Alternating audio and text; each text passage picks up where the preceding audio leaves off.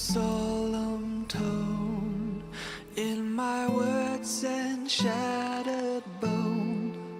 Am I talking to myself? Who's in control? Guarding those long gone with a haunting simple song. Rising waves of bodies save the world from all you've wronged. I can feel the fall.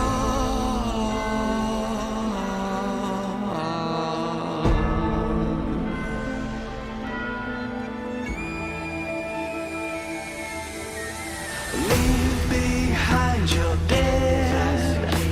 I will make them mine. They animate you rotten time. Let's set devotion, scent of devotion. The dark rise in your eyes, intoxicating, intoxicating.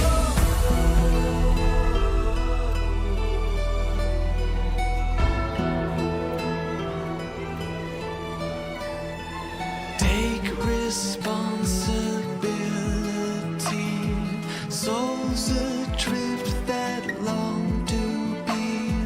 Penned I write their destiny like my mother before me. Hear the whistle sound, calling those below the ground. Defending with my life the once divine, now lost in sands of time. Leave behind your dead. I will make them mine. They animate you rotten time. Let's set devotion, scent of devotion. The dark rise in your eyes, intoxicating, intoxicating. Leave behind your dead and make them mine. While others rot in time, my lamentation is your sign.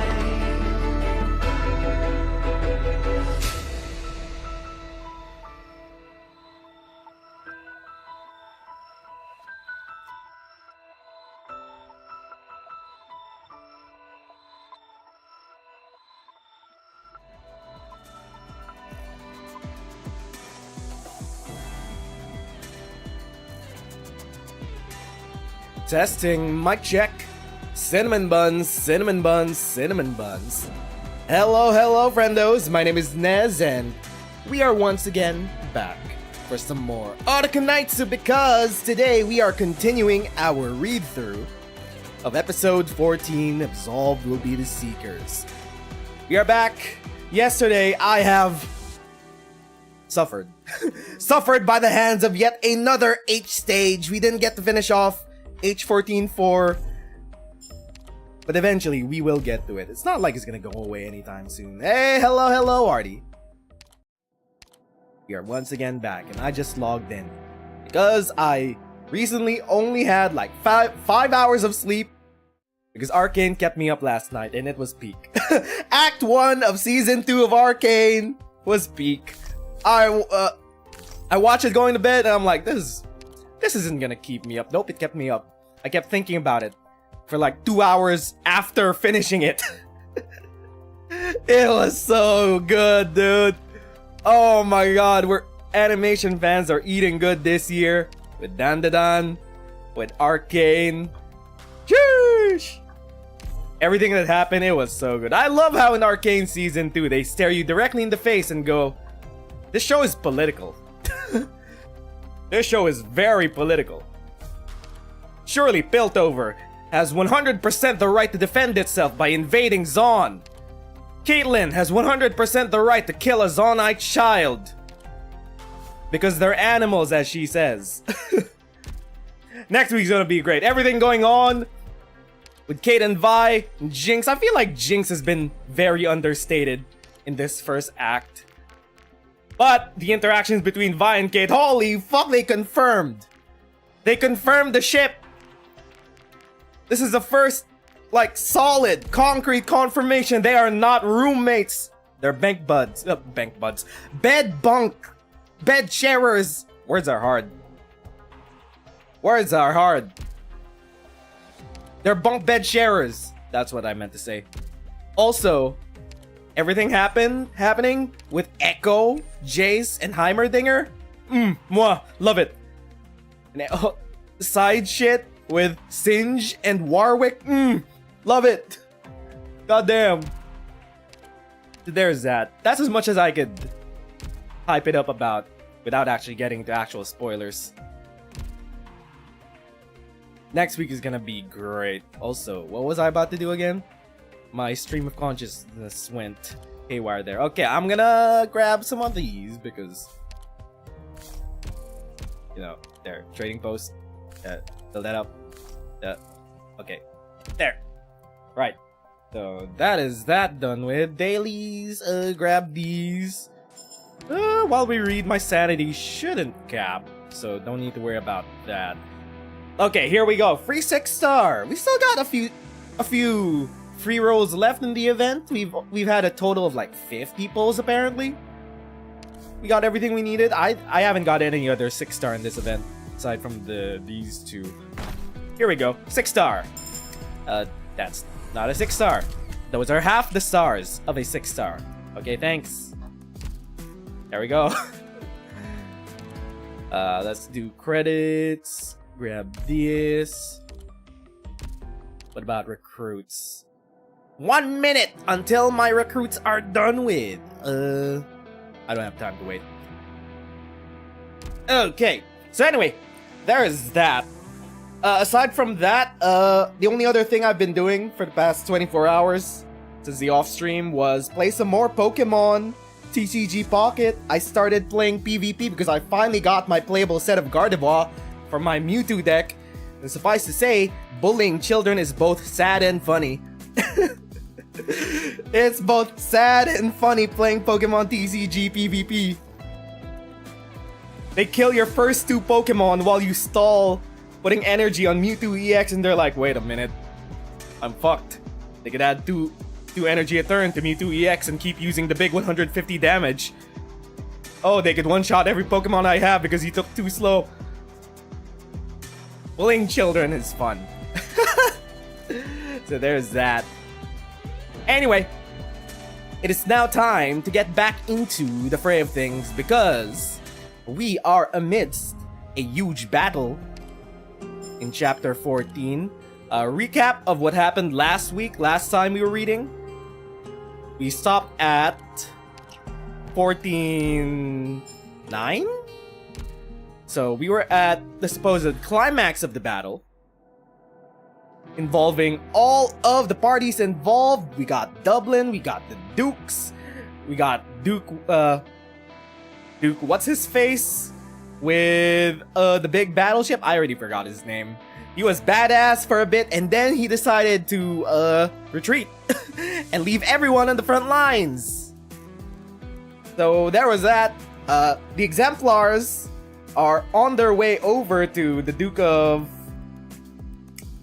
Castor's battleship, which got destroyed by Nezeru, the Nezeru King. Yeah, the Duke of Wellington, Mr. Metal himself. The Duke of Castor's ship was destroyed, but there's still people inside it. They gotta get inside so that they could put the Realm Blade into the Stone of the Sword, whatever that is, to actually activate it. Meanwhile, Amiya squad and the others, they're on their way towards the Blood of the Tikaz so they could shut down the altar and we could finally get the Life Bone up and running again. Meanwhile, Manfred is assaulting the Life Bone itself.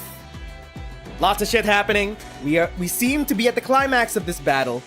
Don't know how they'll get out of it. But for sure they'll get out of it, because no playable character dies in this game. I mean, they could be severely maimed. They could be emotionally traumatized. Dead? Nah, Arknights does not have the balls. Wait a minute. I'm just gonna hide. Wait. I'm gonna hide the cursor so it doesn't show up on screen. There we go. Okay. And then I will raise the volume a little bit so we get some ambiance. Okay. All hands, you're not to change your route without authorization. Pass through the Gastrals covering bombardment area post haste. Cover the general's return to the ship. Shells rain down on both sides of the mobile force that is moving at full speed. Smoke obscures their whereabouts, and withering artillery fire crushes the Sarkaz troops collapsing upon them. Wait 200 meters ahead. I found something strange belonging to those Nezerus. The aura emanating from that throne seems to be letting those damn devils replenish their ranks faster. I got the hiccups. They're closing in fast. They're trying to intercept us. General, do we need to flank the flank guard to continue the diversion? No. Commander, where? Run them over. Yes, sir. Sudarum's labored gasps. Amidst the smoke, silent figures in white robes raise their long swords, sundering the artillery fire and falling upon them. They disappear into the plumes of smoke and dust kicked up by the explosions. Prepare to intercept the enemy. 5, 4, 3, 2. Don't disappoint me. 1. Ooh, that is purple fire. That is Eblana. The skies are raining fire. Not all death is alike, Sarkaz. Purple flames wreath the Duke of Wellington's entire mobile unit, and a rising pillar of flames carves out a completely safe domain on the battlefield. A sanctuary brought by the flames of death. You've more than proven your trustworthiness, Lady Eblana. Sheesh, we got a baddie up here. And I too admire your duel against death. However, your injuries are still severe, and the Nezeru's deathly aura still eats away at your body. Your uniform may hide your injuries, but not from me. Take my hand, Your Grace. You should not be riding these rickety vehicles. Allow me to personally escort you back to the Gastral. It's just a flesh wound. Monty Python reference. Duke who overcame death ignores the Draco's outstretched hand, his body remaining upright with the help of his cane. Pain. Little more than that. Lady Eblana, your flames still burn a bit too hot. Make an opening in this wall of flame and I will lead the way. Don't worry, this cane has accompanied me through more dreadful battlefields. I will stand atop the Gastral's bow and await Victoria's call for help. As you wish, my ever-faithful lord. If your body can no longer sustain your ambition, then I shall rekindle your heart with flames. It should have been me! It should have been me, not him! Wait, I missed that. Even death shall be no obstacle for your march forward.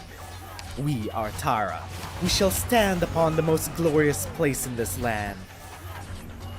Together we shall set this battlefield alight. So Wellington and Eblana are at least joining hands. Some form. Warning, warning. Damage to the hull is in excess of 65%. Navigation systems offline. Propulsion systems offline. Activate backup power supply. The engine room has been damaged, and there's serious leakage of originium fuel. At 2:34, the Frederick has been struck by 3 witchcraft shells simultaneously, paralyzing its propulsion system. The combat zone is heavily contaminated by witchcraft. The 3 supporting frigates are unable to approach and currently dispatching infantry. Second defensive line has incurred a fierce assault. The 9th Battalion Armored Corps is currently holding back the Nezeru infantry. Lieutenant Colonel Blake and Major Morning have been slain. Captain Seymour is currently in command. The Excelsior has discovered an approaching squad of Nezeru casters. We've lost contact with the Intrepid with no specific coordinates identified. Duke Goddardin's 3 dreadnoughts are approaching full speed to provide support. Duke Abercorn and Duke Ashworth's assault battle groups are also responding to the call for help. Why did I give this robotic voice? Oh, Originium activity is so rampant, it's off the charts! What the hell is that? Is the Originium eating our ship? Your Grace, the situation is changing extremely quickly. The surviving Trilby Asher has already been set out, and the news that they've brought back has been compiled here. Duke of Castor is still alive, baby! Lowlight isn't going to claim another gilf today, that's for sure. Surely. Our men are dying out there, and the Nexeras are turning the battlefield into a meat grinder. How many of us are still left? Less than a third. Your Grace should retreat. Our flagship still retains its defensive capabilities. Even in this condition, it should at least be able to clear a way back for you. I can't leave. Eileen, spread the word that I will be staying on the Glory. Use whatever means you have at your disposal. Does this still count as continuing the Silver Ash bloodline? I mean, I'm gonna continue her bloodline.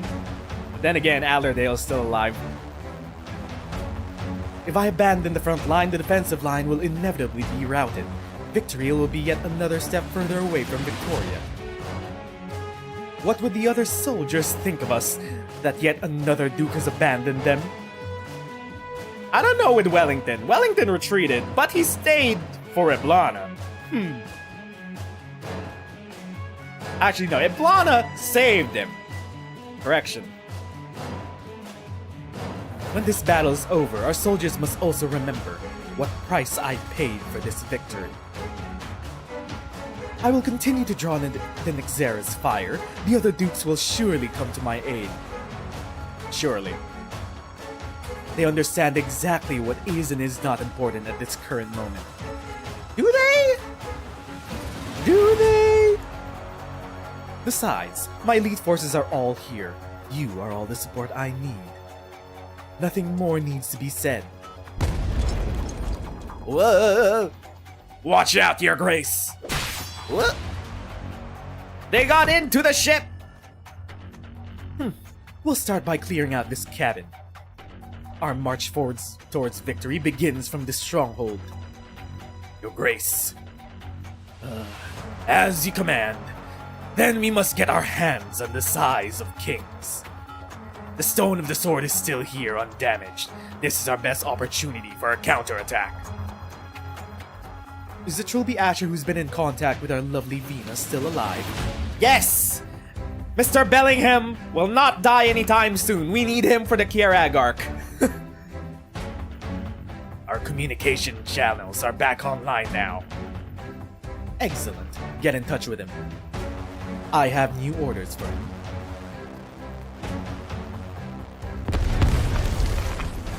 There's no end to them. Shells. Where are the shells? Clark! Dead. They're all dead. Vina, I've rescued another soldier. The enemy line up ahead is going to be hard to handle. Are you sure you want to keep pushing forward? Activating the Realm Blade is the best option we have for turning the tides of this battle. We've already come this far, and this is something only we can do. Who are you? We are the Exemplars. Peek! The Exemplars! Use your head, soldier. Don't charge right up to the enemy. So much blood. Oripathy. And the suppressants? Damn it, we ran out a while ago. Hang in there a bit longer and don't move. There's a chance the origin crystals punctured your lungs. It doesn't matter anymore. What? Doctor, sir, just about all our dead are men. Just about all our dead are men, yes. But also, Just about all our men are dead. Clark was the second to the last one. See that hand over there by your feet? That's all that's left of him. What can I even do? your name. Patel. Richard Patel. Private Patel, from your badge I see you were assigned to the 9th Battalion Armored Corps and your commanding officer is Lieutenant Colonel Blake. If I recall correctly, your company's mission is to protect Duke Caster's flagship. Who are you? Which unit are you from? Delphine, from the Exemplars. I'm just like you. I despise those enemies. They took everything from me. But I still remember my mission. I'm here to aid you, Private Patel. Aid me? Duke Windermere is dead. I don't know if our esteemed Duke is still with us. And then there's the Iron Duke, that bloody codger Wellington. He deserted the battlefield. What are you people even doing here? What hope do we have for victory? Delphine subconsciously glances over at Vina, who stands not that far away with the sides of King strapped to her back. Even if the Grand Dukes give up, we will not. Is that so? He's not going to last much longer. Shit, hurry up and spread out! He could implode at any moment! We won't have enough time to deal with him! Delphine sees the soldiers' bloodshot eyes. There's determination and desire burning within them. Listen up, Exemplars. There's a contingent of Nezerus up ahead. Put me into that tank over there. Wait, Delphine, don't go near him. I can handle this. Farewell. Allow me to help you, Private Patel. And this is your last wish. Thank you. Get him! The battered tank hurtles towards the Sarkaz troops. Many of the Exemplars had no idea what was going on until they heard the one last battle cry of an ordinary soldier who gave losing his life.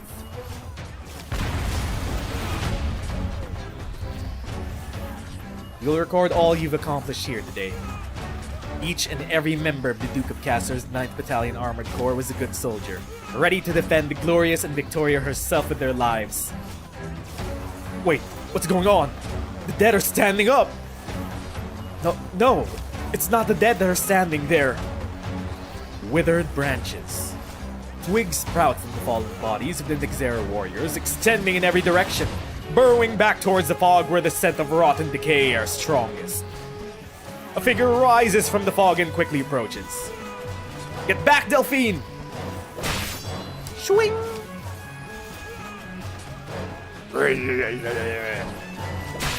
Oh, Mr. Bellingham! Ugh. Luckily, it'll take more than that to kill me off.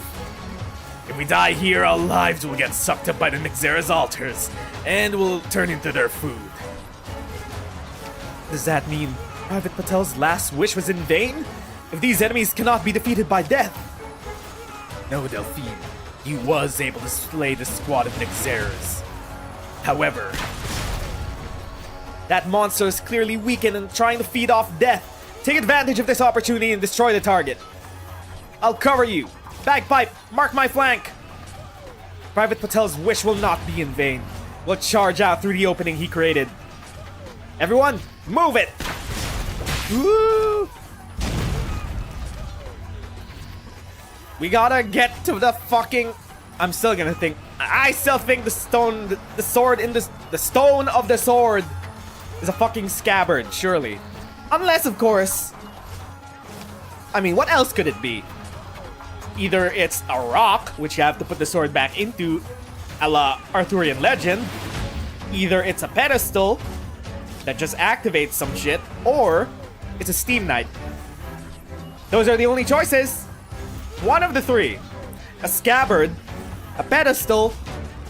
Or Steam Knight, question mark? It could be a Damazi. You're right. Anything could be a Damazi. Don't hesitate. Slow down for a second and the whole situation might spiral out of control. What are you still standing here for? You, don't tell me. You're choosing now of all times to get cold feet? Getting cold feet? No, I just need to stay behind for the time being to fulfill my duty. Your Highness Alexandrina, please don't glare at me like that. I really do have urgent business to attend to. Mr. Bellingham! Where are you going? We're at the climax of this battle. Why are you... What? Duke has just given me her latest orders. The deal is off. You are to evacuate with the size of kings and await further instructions. No. We got this far. We're getting to the fucking stone. We will not be able to reach the stone of the sword, and this key must not fall into Sarkaz's hands. If necessary, special measures can be employed to ensure the safety of the size of kings. Oh, now you're gonna try to... In the middle of all this! In front of my pasta! You're gonna try to fight us! For the sword! Come on, dude! How did I see this coming? There is no need to be so wary of me. I have been completely forthcoming when it comes to the Duke's orders. I mean, yeah, true. I know you're loath to abandon your quest for the Stone of the Sword, but... count me in. Oh? Huh? My highest priority remains to ensure the safety of the Duke.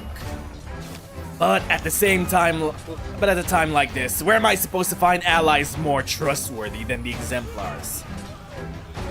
Your Duke's not going to be happy with your decision. Oh, would you look at that? We've already switched sides. Look at it this way. I'm outnumbered here, and I don't have any way of dealing with all of you. I mean, if anything, Mr. Bellingham is smart. Go, Your Royal Highness. I hope your plan is a complete one. Don't worry. My dear aunt won't have anything to worry about. I know what I have to do. Venus' plans are never complicated, and that has proven surprisingly effective on this chaotic battlefield. Everyone in the Exemplars knows exactly what we're fighting for. No matter how the war forces them apart, in the end, those who survive will gather to lift the glass of victory. You hate Siege's outfit here, honestly? I mean, that's fair. I did prefer her Raytheon outfit, but it was a whole thing in the previous chapter about how she abandoned the outfit, how that was not her, and she went back to being... She just went back to being a Glasgow gang member. I wanted to see the outfit last a lot longer, but it was a more of a symbolic thing that she's not wearing the outfit right now. It doesn't fit in at all, bro. I know, I agree.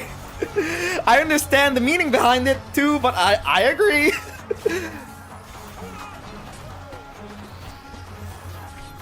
Chip away at them and avoid direct engagements. Can he still walk? I don't think so. Then grab onto my back. She's just rocking the casual fit in the middle of the war. Yeah. I've moved you to safety. Well, there's nowhere that's safe anymore. Let's get behind that piece of destroyed warship. Hide behind there for the time being. Don't worry about us. Right now, the size of kings takes the highest priority. Don't be daft. Venus team knows what to do with the size of kings. Our mission right now is to contain the enemy and siphon off some of their firepower. Lieutenant, I need medical assistance over here. Roger. Fitz, where are you from? Eastham. I've been there before. They've got good leather. There's an open wound on the leg with visible puncturing. Stop the bleeding first. Do you have any pain anywhere else other than the wound? No, I'm just a bit tired. That's all. Do you have anyone else on your mind right now, Fitz? Barry. from across the street. He still owes me. Don't say it. Just keep repeating it in your heart. Just repeat it to yourself over and over. Then go back home alive and tell him yourself. The patient is conscious and has no fractures, internal bleeding or acute infection. Alright, the wound has been cleaned. I'll now bandage it and apply anti-inflammatories. He should be fine with some rest. You did well, Delphine. Lieutenant, do you ever think about wanting to rewind time to the day our ship was raided? We can win, sure. I'm of the same mind. Because of my mistakes, my incompetence, we were miserably defeated by the Sarkaz. I don't want that to happen again today. Lieutenant, please take Fitz back. I'm still needed here.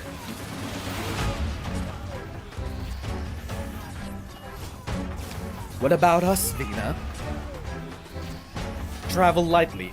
Quickly break through the encirclement and go for the pedestal. Horn, Bagpipe, we're counting on you to cover our flank. You heard that, Hannah, Morgan, Dagda? We're gonna charge forward and never look back. Sounds like we're rushing straight into the fight of our lives. I'm getting excited already. Shut it already, Hannah. Ew. The bunker's not gonna hold! Where's the location of the next bunker? The strange man in the hat already found it for us. Keep your eyes peeled for the signal. Those soldiers up there are Castor's guards. We're almost there. The bombardment is thinning out. Delphine's forces have managed to draw away the large chunk of their firepower. I can see the pedestal clearly now. Get down! Whoa. The pedestal? It's a pedestal! Fuck me, come on! Hold on. That attack just now wasn't from the Sarkaz. Captain, it's the Glorious! The Glorious has noticed us. Its guns are clearing the way for us. Up, peak! Pounce on it! Press forward! They continue to charge into the Tempest to where the artillery fire converges, to where their enemies are. Hammer smashes into bone and sword cleaves through flesh. Those standing shoulder to shoulder are getting heavier injuries, yet they no longer bother to wipe the blood from their faces. They continue pressing forward, no matter how perilous. They never stop. The Glorious is right there in front of them, and Vina can already hear the roar of the battle coming from above. Hold out a bit longer. We're about to break through. Whoa. You shall not pass. What's going on? I've lost all sensation in the arm holding my hammer. Wait, what? Did they cut her arm off? Vina! The size of kings! The size of kings has been knocked flying after it! What? The size of kings? That's the sword, but I had it on my back. Death. The final end. Damn it, Vina! Stand up! Help her! Bagpipe! Cover my back! I need to reload! I can block their blades! Bloody hell, why can't I run any faster? A dark shadow. Something is approaching me. Vina! Victoria. Victoria! Victoria! Vina could never forget that voice, even if she can no longer make out all the information it contains. But her intuition tells her that it is a name that is associated with her entire life. Hey yo! It's the last steam night! The ground shatters, and along with it 3 mobile altars. White vapor erupts, and a fiery red blade emerges. Look, a steam knight. The steam knight stands with us. Victoria's glory has returned, and he stands with us. Follow him into battle. Slay them, slay every last Sarkaz. Glory to Victoria!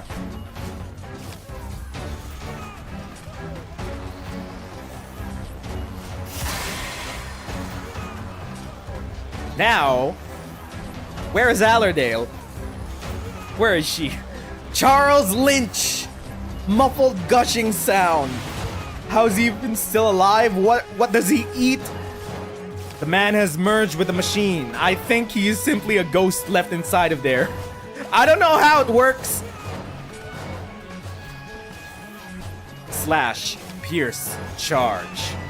The suit of armor fights valiantly and ferociously. The path behind him is soon littered with Sarkaz corpses in the fragments of shattered altars. The witchcraft missiles fall at his feet, crossbow bolts fly towards him, blades slash at his body. But he never stops. He cleaves apart the next enemy, sweeping them away, along with any traces they left on him. Steam Knight still lives? That's right. We saw him inside the city. But why is he here now? He came for the sword. Vina! I can still fight, but the sword is gone. Oh, great. I see the sword of Sai of Kings. It's lying atop a pile of bodies in the combat zone. I'll retrieve it for you. Just as you said, pounce onto it and press forward. Don't look back. Bounce on it like we're in the middle of a battlefield. Wait, what? I promise you this sword will appear when it is needed. Vina, I'll keep going forward. Cover me. She clenches the hammer in her hands, shrugging off all doubt and hesitation. She has placed her trust not just in her partners, but also in the people who she had never trusted before. No, she placed her trust in all of Victoria. The Victoria she believes in. Run. Faster. Almost there.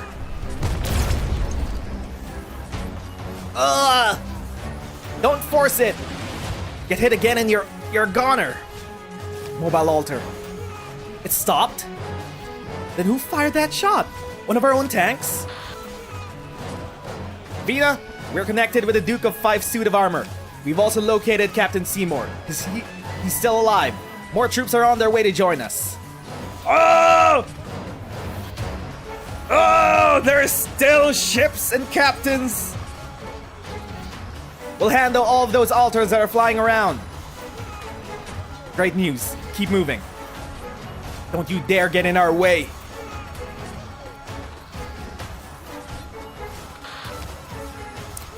We used up the last of our ammunition. That means it'll come down to some good old CQC. Horn ran out of ammo. Lower accurate kit, by the way. Roger that, Captain. Pretty nostalgic, right? Reminds me of our academy days. Let's see how these Sarkaz like our technique. Also lore accurate kit. Her skill 2 makes her go into melee mode. Let them try to get past us. Stone of the Sword is right ahead, but that corrosive fog. Your Royal Highness, my colleagues have secured the Glorious. The next time our cooperation is needed, the Exemplars will hear from this trilby once more. Finally, allow me to use my Originium arts, as well as a little bit of my authority to light your way. A ray of green light cuts through the dense fog of decay. Deep within the storm, the stone of the sword radiates with light. Oh, right, the sword. After thinking things through, one should really not disobey a duke's orders. You're thinking about that now. Whoa! But I also made a promise to your Royal Highness. That's a quick pickle. That's quite a pickle. Alright then, catch! Silver light streaks across the battlefield, piercing through the fog. The size of kings, a blade so common that it does not attract the attention of the soldiers on either side of the battlefield. I've got it! Don't turn back now, Siege. This is the final stretch. Don't worry about me, Captain. Go with them. The storm rises from the battlefield, but the White Wolf has already leapt up. Aim. fire, a procedure she knows by heart. Take it, Siege! Was that not the size of kings? Was it literally just a random sword that they found? Or was that a turn of phrase? A metaphor, if you will. Are they gonna pull... I mean, this is what I theorized a couple months back, that the Realm Blade might not actually do anything. Maybe it's the pedestal that does something. No, it's a Sigh of Kings. It looks like a random sword. Okay, thank you. It was just a metaphor. It looks like any other sword. But it is a special sword, specifically. Made by things, made by technology. From the ancients. Take it, Siege!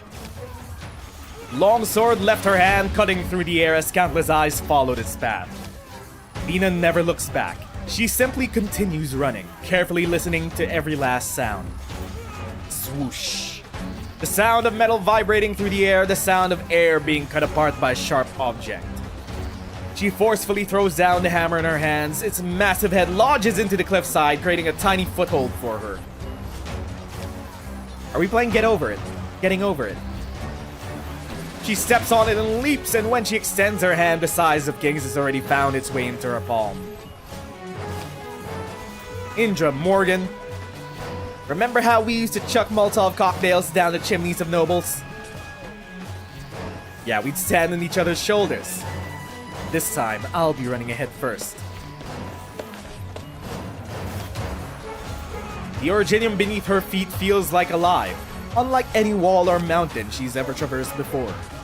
How much farther? How much longer will it be until the dark clouds disperse and the war draws its last breath? She fled Londinium to the land beyond its walls, then from there she returned. How much farther must she go before she returns to her peaceful homeland and to the people she loves? Vina does not know, but at least the stone of the sword is right before her eyes. She extricates her hammer with all her might. She knows what she must do. She leaps up, hammer and sword held high in her hands, glimmering in the sunlight. Oh, peak nights. Let's go. Wait. Hold up. If I recall, this is a special stage. Let's play the stage first. Because I managed to catch a glimpse of this while we were playing the gameplay. Let's play the stage first. Let's get some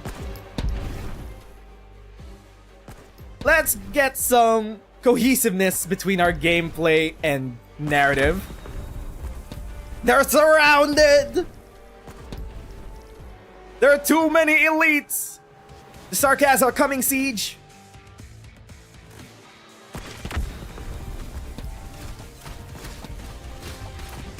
Uh-oh. I don't think a bunch of 5 stars, 4 stars, and Bagpipe, Siege, and Horn can handle all these elites. These fuckers have way too much defense and res. Especially the shield boys. And there's a storm coming in, dealing true damage. Oh no! The Exemplars! Ugh. And they're knocked out. Bagpipe! All hands. We've almost reached the stone of the sword. The storm! Heavy gushing. It's a steam night, bitch! Oh my god! It's Charles Lynch with the steel chair!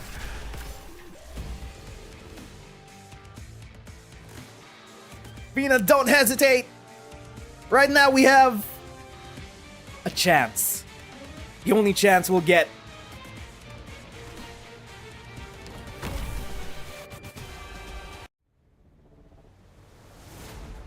Siege leaps up. The edges of the stone of the sword cut her palm and slip away. The Originium mountain quakes, almost flinging her from it. Just one step further, one more miracle. The Steam Knight who was Victoria never forgot his duty. He streaked across the sky, picking up the golden lion who held the realm blade. He has a jetpack! A dull sound came from the bloody suit of armor. Glorious Victoria!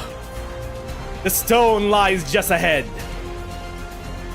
The waves of Virginium rise and fall, countless crystal shards surround her. But the one in the eye of the storm will not waver. Not anymore. For the Glasgow Gang! For Londinium! For all who died. And for all who live! The Golden Lion roars at the storm. The size of kings plunges down. Sword and its stone become one. There is an explosion of golden light. It falls on the crystals and on her, shining towards heaven and earth. The golden radiance pierces the red demonic eye, tearing a hole in the curtain of death above. A miracle has happened. A legend has returned.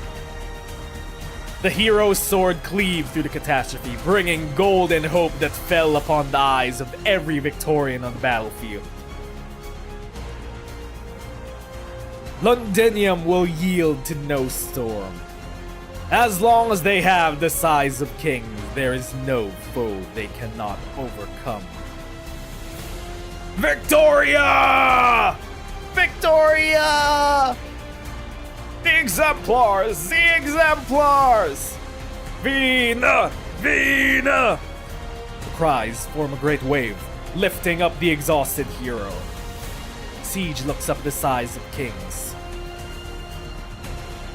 The sword in its stone looks entirely ordinary, as though it was no more than a key. She knows more than ever that the sword has never granted anyone power, nor has she suddenly become one of the heroes of legend.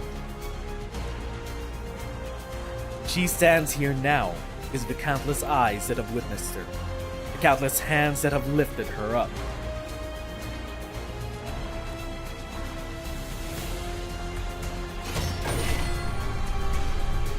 The sword is in the stone and everyone is back! The radiant light is pushing back the storm! It's getting smaller and smaller! Bagpipe is soloing these elites! Actually, no. The other two are here. Mission accomplished.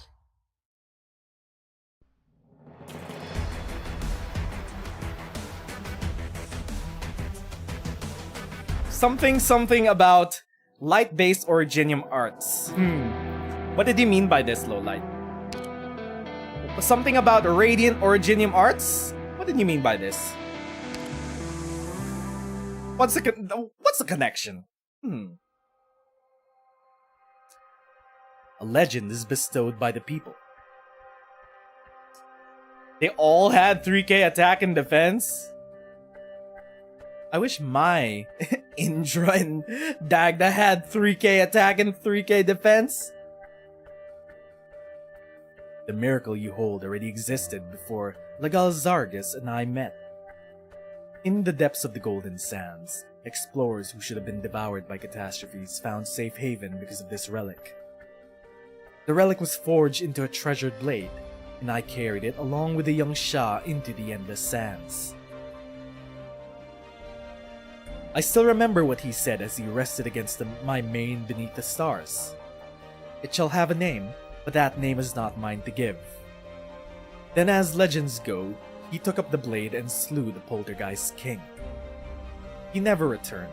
Nobody in the land was worthy of giving that sword a name, but a legend was born nevertheless. The hero's sword. It passed through the hands of many kings, until at long last, the lion with hair as bright as the sun used it to sever the red dragon's head. That story you're already familiar with, Vina. Beneath the gleaming blade, the lion and the dragon ultimately stood side by side and swore an oath to lift the crown together. Alas, the hero's sword would slay no more, but would instead be regarded as the highest authority. It has endured loss and betrayal, yet its brilliance as a symbol of authority has never dimmed. As the Galzargas said, you have all sung of it from generation to generation, using the name it was given, the size of kings.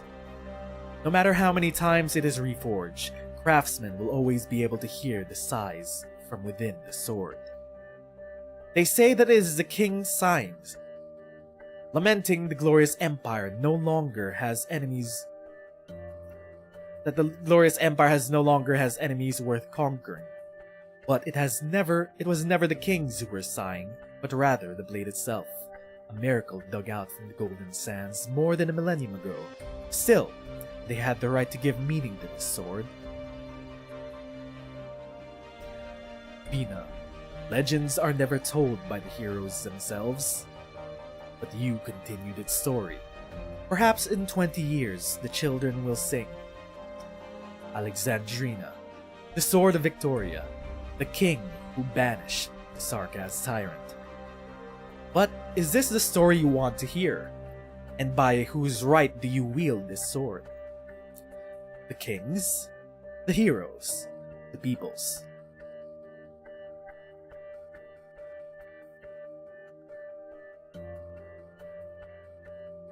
Gawain. It was Gawain talking? I miss him. I miss that little guy. Where is my Lion Beast Lord Mans? Where is he? I miss him. Got you, Vina. You did it, Vina. The enemy forces encircling the Glorious are retreating before the Duke's forces. Vina, hang in there. We'll catch up to you soon enough. The other Duke's troops have heard news of the Duke of Castor and now willing to work together with the Exemplars. At least, this is settled before the fighting engulfs Londinium. Waves of cheering pour throughout the communicator, each louder than the last. But the battle continues. The size of kings is sheathed within the stone of the sword, but this is not the end. Merely a beginning.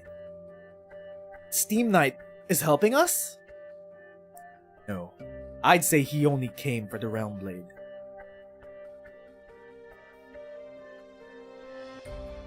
Siege's gaze falls on the devastated battlefield where the Steam Knight went on its warpath. She looks for the other shadow, but is nowhere to be found.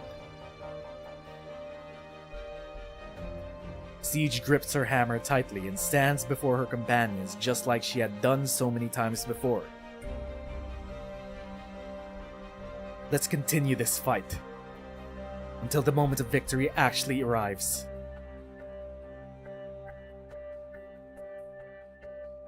Boom, boom, boom, boom, boom.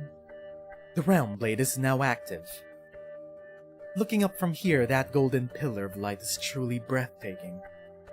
2 decades ago, I first saw the prototype of our Stone of the Sword in the workshop. I've been waiting for this moment ever since. The light that sunders catastrophe is no longer a myth or a heroic tale in alleyways. Can you envision it? Beneath the shade of this light, our people will no longer need to live in fear of catastrophe. Our city will be eternally glorious. Back then, nobody could have imagined that it would ever be used for this purpose. That it would be used in a war started by those barbaric devils in a ravaged land outside of Londinium's gates. And it was done by the hands of my dear brother's orphan, with the aid of the Exemplars. For decades, a pedestal has been integral to our strategy in Victoria. What should have become of Castor's triumph is now part of the legacy of the former king's heirs. Your Grace, we're sorry for betraying your expectations. You call it betrayal? No. The Glorious was saved, and Victoria was saved. What is there for me to be disappointed about? The miracle blooming on the battlefield. I can even hear my own guards whispering these words. I believe your Sir Suffolk would share the same opinion, no? The poet should be acting in accordance with military protocol and retreating with the Realm Blade. I will make sure of this. What? Even after all of this, they still want Mr. Bellingham to nab the sword? Come on, dude. There's no rush. Whether this is a dereliction of duty or a show of loyalty, I shall decide for myself later. But then again, Mr. Bellingham did say that he'd stick around and help the cause, help the exemplars. What's happened has happened. There's no need to worry about the Realm Blade's fate for now. At least, this isn't necessarily a bad thing either. Connect to the Exemplar's internal communication channel. Use the Alliance line. Your Grace, there's a risk of being tapped. Talk less and do your job. Farewell. Whose communication frequency is this? I didn't turn it on. Well done, Exemplars. Huh? Well, stuff me! Your Grace, I thought you'd at least want to meet me in person. Indeed, arrangements for that meeting have already been made. But after the Realm Blade's activation, all intel on the battlefield flowed to me once again. Opportunities on the battlefield are fleeting, and I was too preoccupied to make use of it. Siege, what you have accomplished is nothing short of a miracle. I will reevaluate the role of the Exemplars that the Exemplars could play in this war. With all due respect, I do not recall opening our communication channels to you. As of right now, assume your channels are open to all the Victorian's Alliance forces. Okay, sure. They will begin their counterattack by retaking Silver Rock Bluffs. Are the Exemplars willing to work with us to create a miracle? Under the banner of the Dukes. No. The Exemplars cannot and will not be affiliated with any of the ducal forces. This much I can assure you. You must operate as a heroic, independent unit. I mean, they did say last time that Victoria needed a symbol. Something that isn't affiliated with the Dukes. Alexandrina, you will come to know what the Exemplars mean to Victoria. For now, we undoubtedly stand on the same side. For now. Take count of your troops, and it's time to go. I do love me a guild baddie. That golden light! The size of kings has taken effect! Siege and the Exemplars have done it! The situation on the battlefield will finally stabilize. No longer afflicted by the extreme originium-dense environment, Victoria's forces will be free to display their full potential. The military commission's defeat on the main battlefield is inevitable. Even if there are still disputes among the Dukes, the overall strength and sustained combat capability of the Victorian army far eclipses what the Sarkaz can muster. Additionally, Victoria just enjoyed a massive morale boost. It won't be long until the scales of victory tip towards Victoria. Yes! Amiya, Theresis must have foreseen this when he decided to start this war and fill the trenches of foreign land with Sarkaz lives. I know, Dr. Kelsey. But the more this happens, the more I find myself thinking. What kind of future are they hoping for with so many people thrown away for nothing? Whatever that might be. Kelsey looks up into the crimson sky. The storm has not completely halted. The originium dust swirling in the inverted airflow was only temporarily driven back by the size of kings, and now rages even more violently than before. Perhaps they all feel the same way, exhausted just from trying to avert the advent of disaster. We're only one step away from the abyss. Return from whence you came. Whoa! On the other side of the canyon. Is that a crystal cluster that's glowing? Logos! No matter how many tricks they have up their sleeves, they cannot conceal the blood. I have removed the Confessori's illusions. Once we go over there, we'll find the real altar. The truth is within reach. However, the shadow is also approaching. Shadow. It's cold. Way too cold. Frost Nova Copers? Where are we at? You feel the temperature abruptly change again. Before you know it, you're surrounded once more by a thick swamp-like fog. Never mind. Sudaram! How are there still this many? This is Nezeru's last line of defense in front of the true altar. This is where Nezeru intends to stop us. He doesn't want us to get any closer. Yeah, get away from me. Cease! Desist! Get away from my altar! My altar! Get away! The lament of the dead fills the air above the battlefield. The Nezeru's power is almost at its peak. I have seen the dark clouds of death hanging on the horizon. If the scorching sun no longer shines, I shall cast the light that pierces the fog here. We will cross over to the other side. Find Salus and destroy the blood of the Tikas. May the wails of the dead find some quiescence. Logos lifts his hand and points to the other side of the canyon. The congealing mist parts once more. Fairy. Voice magic. Brief yet powerful. Logos seems to both be describing a physical action and uttering an incantation at once. Originium crystals surge like waves in front of you, stretching all the way to the other side of the canyon until they form a narrow but stable bridge. The Nezeru King will come for us, and someone has to hold him back. Logos! No, he's not gonna die. He's a playable character. Never mind. I will stay behind. Logos? Just you? Alone? Amiya, do you still have the package I left with you before? Please give it back to me. Oh, of course, but... Good. With this, there won't be any problems. Now go. Death is pursuing you. You run with all your might! Maybe it's Amiya who's pulling you, monster who's dragging you along. Really? Or Logos who's pushing you ahead with his incantation. Run, Doctor! Get those stubby lanky legs. Stubby lanky legs? Get those lanky legs in motion!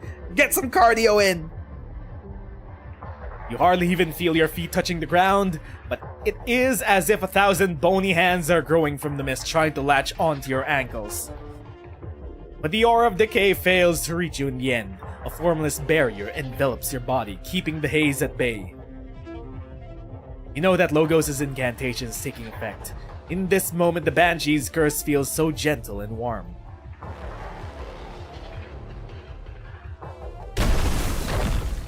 You hear something collapsing and look in its direction. The bridge has disappeared, just as quickly as it appeared. The thick fog once again teams forth, impatient. You search for that familiar figure, but perhaps because he is too far, or perhaps because the fog is too thick, you cannot see anything at all. Is Logos in danger? Nah, he's fine. But I am a bit worried. Doctor, this is a decision that Elite Operator Logos made. He has the right to make his own tactical judgments based upon the situation at hand. He believes that it would be most beneficial for us to head to the real altar while he faces the Nezerus head-on. Answer me, Doctor. Do you trust him? Do you trust Elite Operator Logos? I trust him. We trust him! This is why he got his own special stage! Then you should also trust that he will regroup with us when we are in need.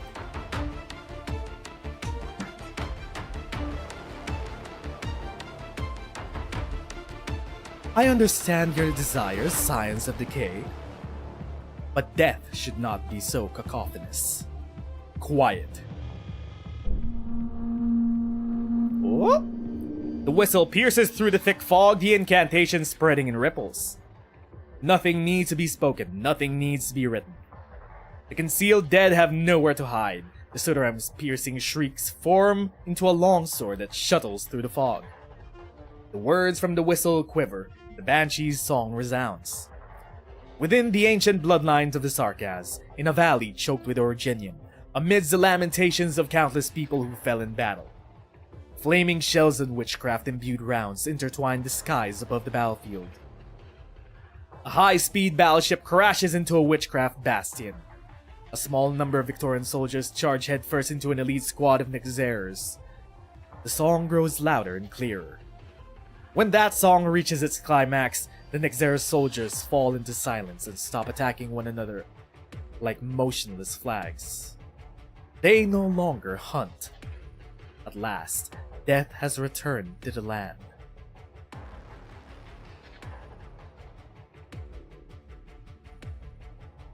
War has come to answer your song. Who's this? The withered branches retreat in unison. They coil then lie down, returning once more to their long-deceased forms. The most hideous and ancient among them still seems to be struggling unwillingly, finally twisting into a scepter.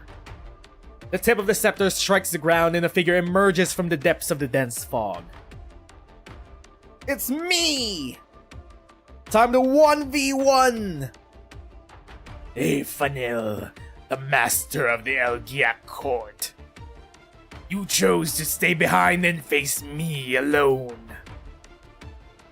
The corners of his clothes flutter as the fog disperses.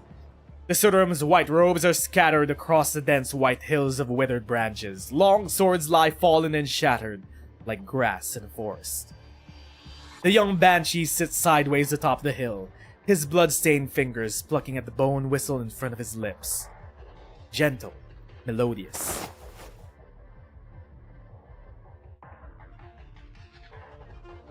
He finally took off the garb and put on his Rhodes Island uniform.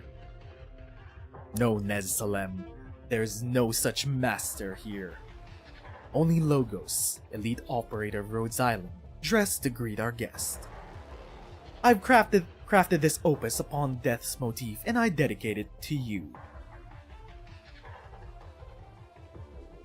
It is time. It is time for the Logos v Nezeru 1v1. I don't want to die.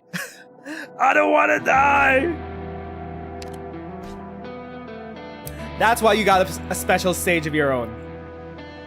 Logos learned Cloth Beam. 14:11. What? Flashback. All the eye can see is death. Endless killing. Life takes life. I'm gonna take a sip of my water first. Actually, I have coffee. Take a sip of my coffee.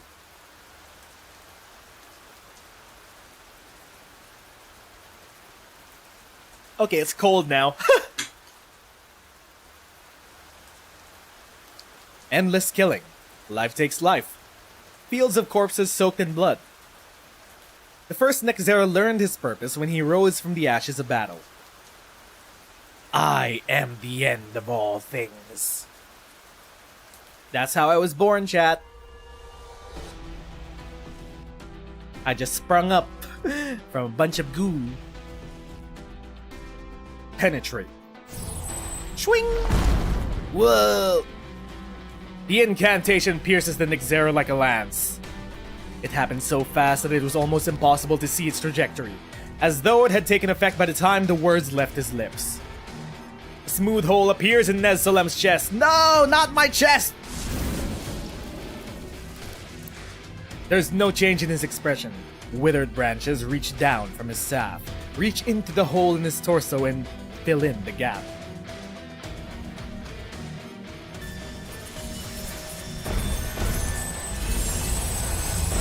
Whoa!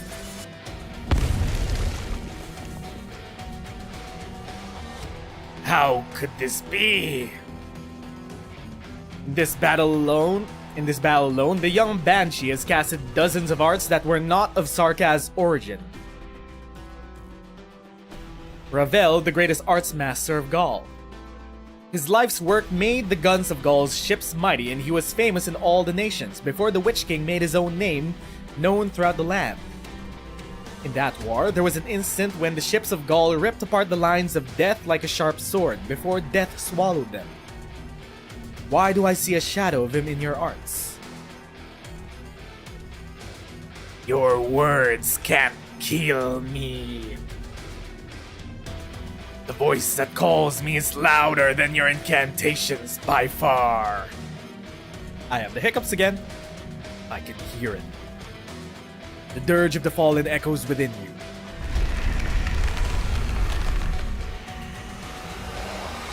Whoa. Thousands of war altars spread across the battlefield. They absorb what life leaves behind when it dies. The culmination of the power stands before Logos, the most powerful Nezeru, the most terrible war altar. Nezeru's witnessed death. We take in all those who are brave, friend or foe. In the endless cycle of life and death, they will be remembered and honored. Cowards deserve only dust. Tell me, my foe, is it a young hero who stands before me, or a despicable traitor?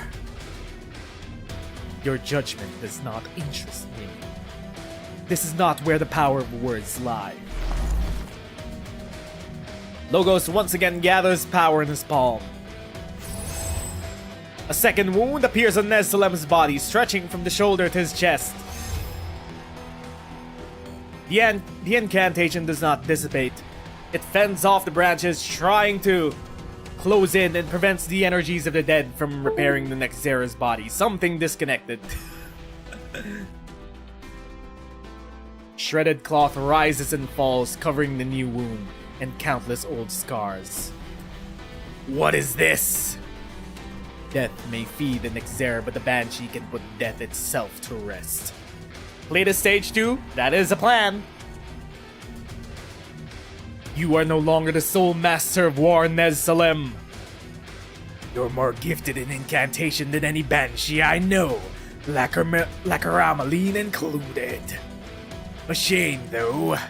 Why do you not sing for the dead if you truly mourn them? Elegy cannot actually put the dead to rest. Neither the living nor the dead will find true rest as long as war continues. Preposterous!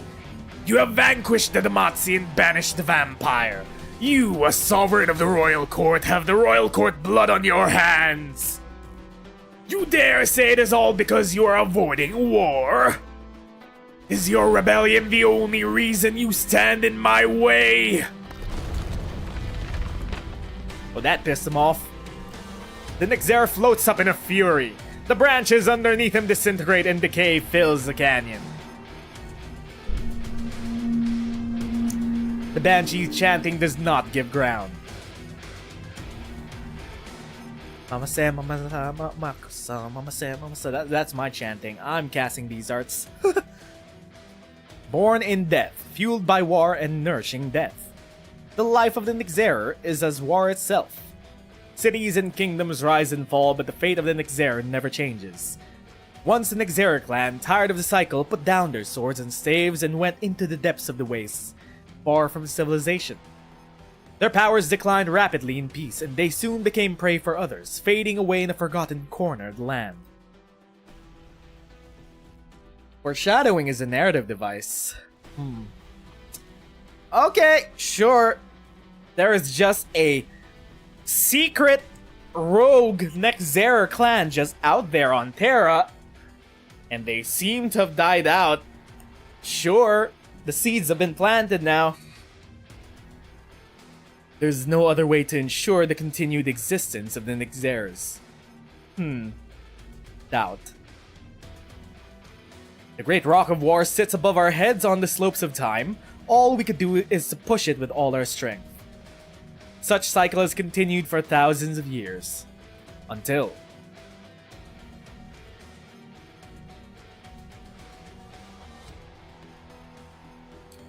we promise a war, Nezeru King. About the future and nothing else. My best students. Who's talking here? Is it the Nezeru King? My best students, the young twin royals. I taught them the laws of war. They stood before me and told me, we can end the monotony of war and break the rigid cycle. We can push the rock to the top of the mountain and build a splendid palace with it. This war will be my blaze of glory. It must not end here.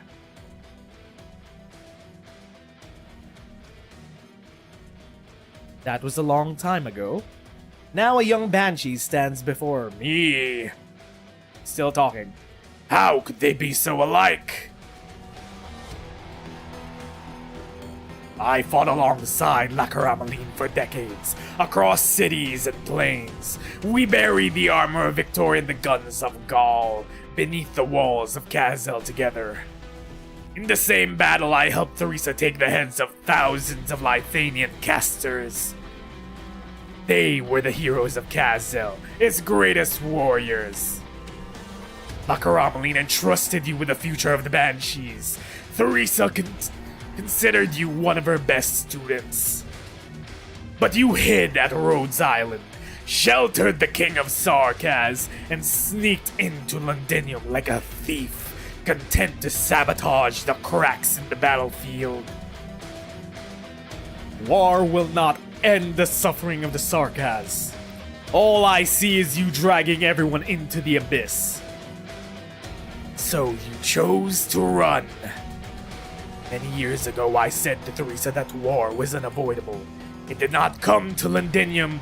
If it did not come to Londinium, it would come to Kazel. Theresa agreed, but continued to hope that there could be another solution. Her choice led to a new war. Its consequence was the death of the king of the Sarkaz. I witnessed her death. All Sarkaz should honor her. But what about you? What can you bring the Sarkaz aside from meek words? What do you want to bring the Sarkaz? He points his staff at the ground. The scent of decay rushes out, overpowering the berry of incantations.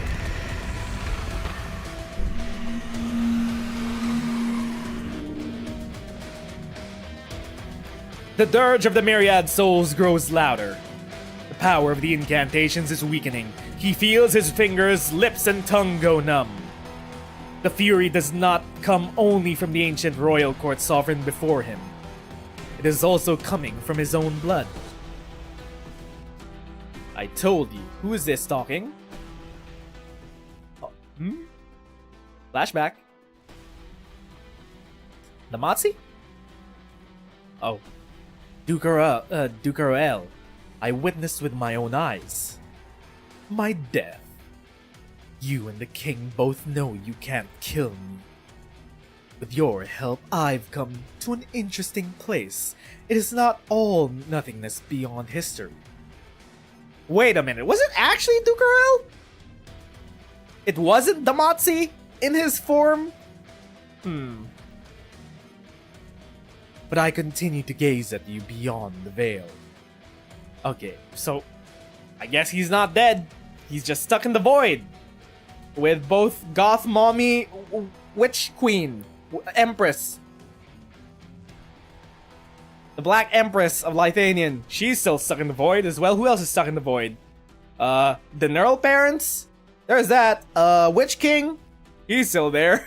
They can all have a little tea party. You've come so far, little Banshee. You and the Outblood King seek the drop of blood that I left behind. The blood of Tikaz, the pure blood that I coveted. You believe that you can prevent calamity from occurring again by destroying it. It's true. True. Destroy the altar, put a temporary stop to the Kunabula of suffering, allow the Victorian nitwits to cling to life a bit longer. How boring.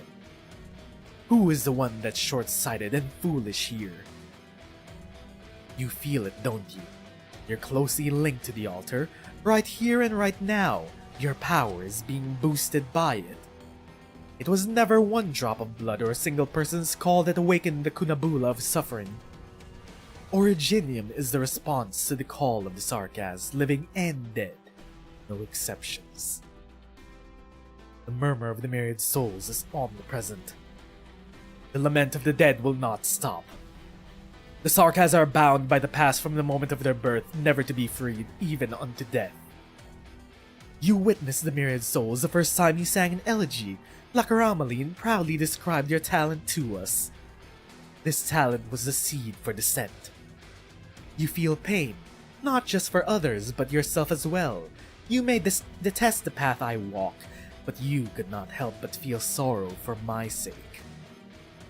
I feel sorrow for how you're trapped by the past.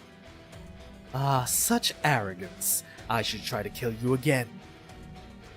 But instead, I will bless you. The slaughterer and the slaughtered, they're all part of this cycle. I'm here because of you. Logos does not smell any blood. The incantation easily impales the Sanguinarch's body, causing only a few small ripples. Your blood is still linked to my elegy. Of course, you stand with me no matter how much you resist. We are all sovereigns of the royal court after all, the oldest bloodlines of the Sarkas. I should be glad that you could conquer me, for it proves that you are stronger and more worthy of carrying the fate of the Sarkas, leading them on your path. Sanguinarch of the Vampire laughs, turning around and disappearing into the cave. His silhouette fades away amongst the originium crystals, but his voice continues to echo in Logos' ears. Okay! Just a bit of casual confirmation that Vampire Man is still alive, somewhere in the void, and could also still exert their influence into the world of Terra through some sort of means. At least in this Originium and Blood of Tikaz boosted environment. The realm of reality somewhat fraying, I guess. You're glad you don't like Sanguinarch anymore because you like Damati a lot? Bless you, Aphanel, my vanquisher. Assimilate my blood. Unless, of course, this was all just, I don't know, ghosts inside of Logos' head messing with him. It could also be that. We could interpret it that way. Assimilate my blood. Utilize my power. Let your hatred of me fuel your battles. But I just think it's a lot more interesting if the Sanguinarch is still alive in the void, because that means our goth Lythanian Queen Mommy could also still be alive. You will walk in my place and witness in my stead how far the flames of the Sarkas' vengeance will burn.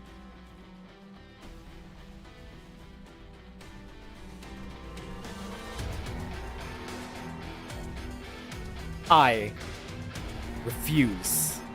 Nezeru, vampire, we all hear the same cry.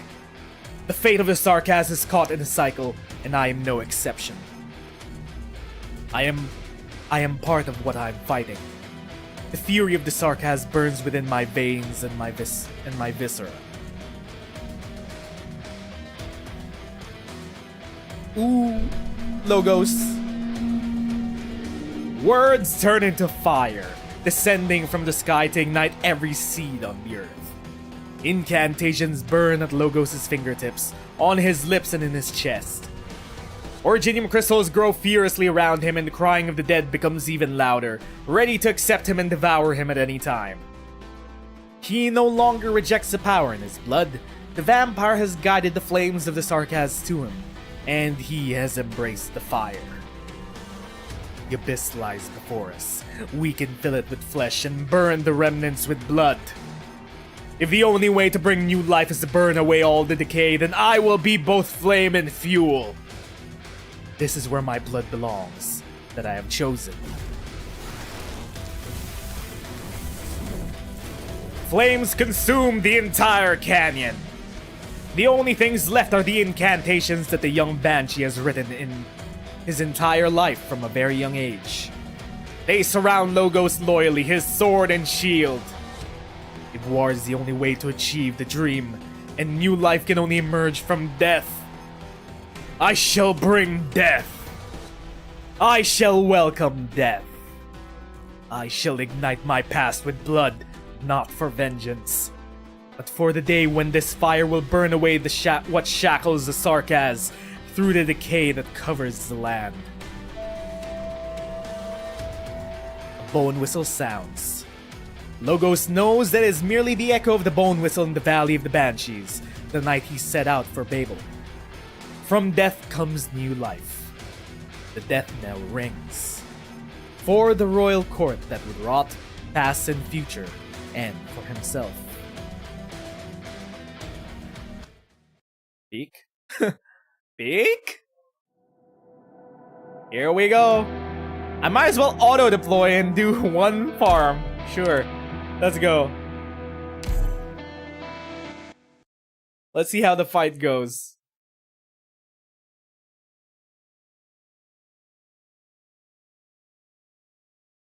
(1411) of Heroes. Look at him! He is him! He's just soloing this shit. Myrtle for moral support. I'm here to help. Don't mind me. I'm here to help. Look at him go. What?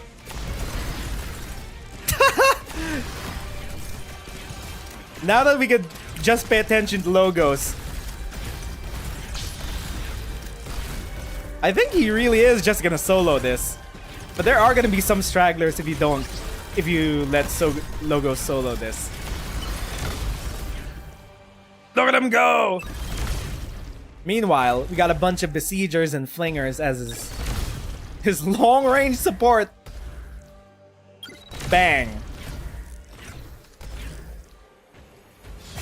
Whoa. There I am. I'm gonna die. This is bad for me. Also, I noticed that he has this module here. He's applying necrosis. Wait, is that what his module is? The true Banshee Arts necrosis? But then again, yeah. Banshee Arts are elegies to the dead.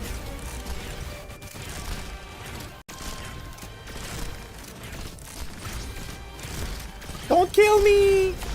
I'm just a little guy. I'm a floating little master of war. Don't kill me! 8% of damage, death, apply necrosis, impairment. Yeah. Damage dealt. Words are hard. Let's get back into it.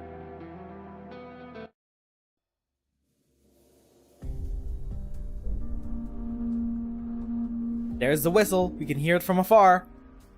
A death knell. Logos' bone whistle. For whom? He's not gonna die, for fuck's sake. How many times have we been through this, John Hypergriff Lowlight? You don't have the balls to kill a playable character. Especially one that just released. Amia. I'm fine, Doctor. I'm just reminded of a lot of things. Oh, the death knell. The death knell rang for Nezeru. It didn't ring for Logos, it rang for Nezeru. I'm dead! Should you max Kelsey or Silver Ash first? I'd go with Kelsey. Monster's great. The Silver Ash recently got buffed with his module, so he could keep up with all of the nonsense of modern operators. So either is fine. But I'd go with Kelsey personally. Logos rarely conducted himself as the Lord of Banshees when we were at Rhodes Island. He said he was no different from Scout or Misery, just another Sarkaz operator who believed in the ideals of Rhodes Island. The day we set out, when Logos put on his royal court garment, I sensed great determination in his eyes, and great sorrow.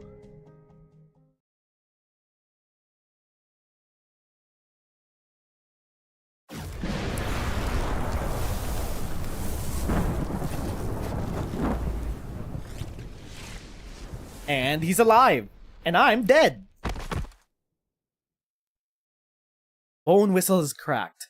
The bone pen has broken. Blood flows the corner of his lips. You can no longer use witchcraft. I'm not dead.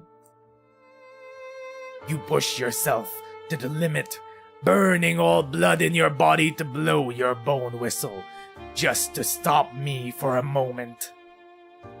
Wiš'adel, you are a fine warrior. The Nezeru king spreads his arms wide.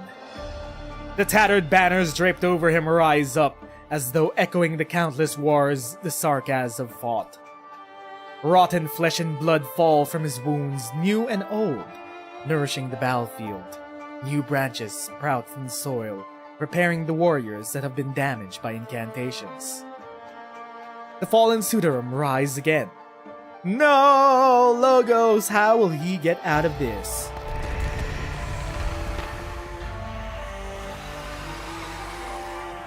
But you are not fighting one or a few. There have been no shortage of revolutionaries among the Sarkaz or the royal court. They have all failed, just as Theresa did. War is the great boulder destined to fall on the Sarkaz in the abyss again and again.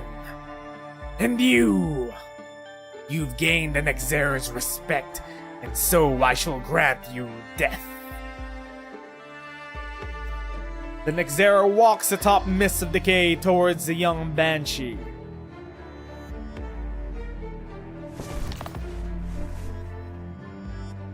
Whoa, personal space! Sever. The Banshee utters the final incantation. So soft, it is almost inaudible. The cutting words become a tangible blade which he grabs with his hand and cuts off the Nezeru's right arm. My arm! Theresa's sword craft. A full blast of the Nezeru King's power hits Logos in the chest. That's not enough to kill a playable character. Come on, lowlight. He falls from the cliff.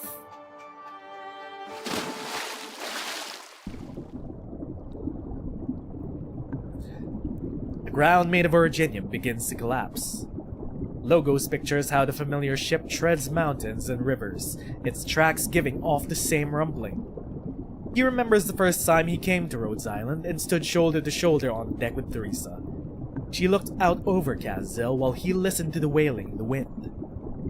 He remembers Mechanist hunched over, fiddling with parts, chiding Closure for wasting materials, Outcast and Blaze, Outcast, betting on how long it would last and how a robotic arm reaching over to grab his hat. He remembers Ace's bloodied palm by his shield and cup. Scout's palm was a little cooler, about the temperature of his crossbow, and he could tell them apart by shaking their hands and high-fiving.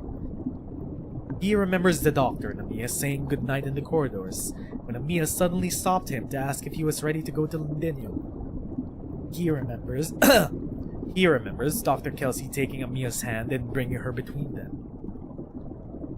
Theresa is gone. Amiya is the new leader of Rhodes Island. Logos keeps falling. Falling until he's completely submerged in cold water. He remembers himself many years ago.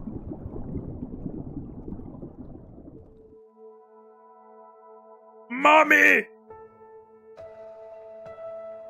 You've made your decision. Yes. I will stay at Rhodes Island and journey the land with the ship. Theresa is gone. The dream of Babel lives. Her Highness has named her heir. She is young, but carries a familiar fire in her eyes that belong only to dreamers. And it's not just for her that I choose to stay. The journey of Her Highness' search hasn't ended. It should not end like this. I will continue the journey, as long as the answer to the future of the Sarkaz lies elsewhere. I may not come back to the valley for a long time. Do you feel sorry because you cannot stay with us? I will not act as a sovereign of the royal court outside the valley. Many will see my will as the will of the royal court. They may see the banshees as their enemies. Afraid I won't be able to help you fend off any storms coming from outside the valley. If any old friends want to pay a visit, I'm sure to give them a warm welcome. I will not question the former master of the Valley of Banshees. My sister and I worry for you in the same way. Take our thoughts with you. Mother! Mommy! The song of the Banshees surrounds their young lord. Who's her sister? I don't know. Most of the Banshees are women. Could be anyone. It could be Lacarameline's wife. Most of them are women. Logos could have two moms. It's completely plausible. But then again, she called her sister, so I don't know what's up with that. The water becomes warm, like a pair of warm hands that pull the fallen back. Logos opens his eyes. He seems to see his mother and everyone else he holds dear. Aphanil, the most beautiful wave of the valley, its loveliest song. We must stay and watch you go away. But our blessing will be with you, wherever you go. Whoa! Whoa!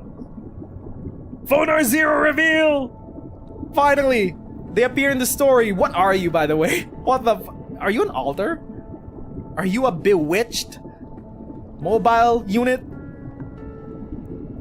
Do the Sarkas have drone tech? Can they build a can they build a Lancet 2? Hang in there, Raphael. That's the voice I'm giving you. We're with you. We've always been with you. The power of incantation fills Logos to the very ends of his limbs. He opens his lips again. A song filled with power echoes on the river, reflecting the most beautiful wave. All the pursuers are compelled to stop.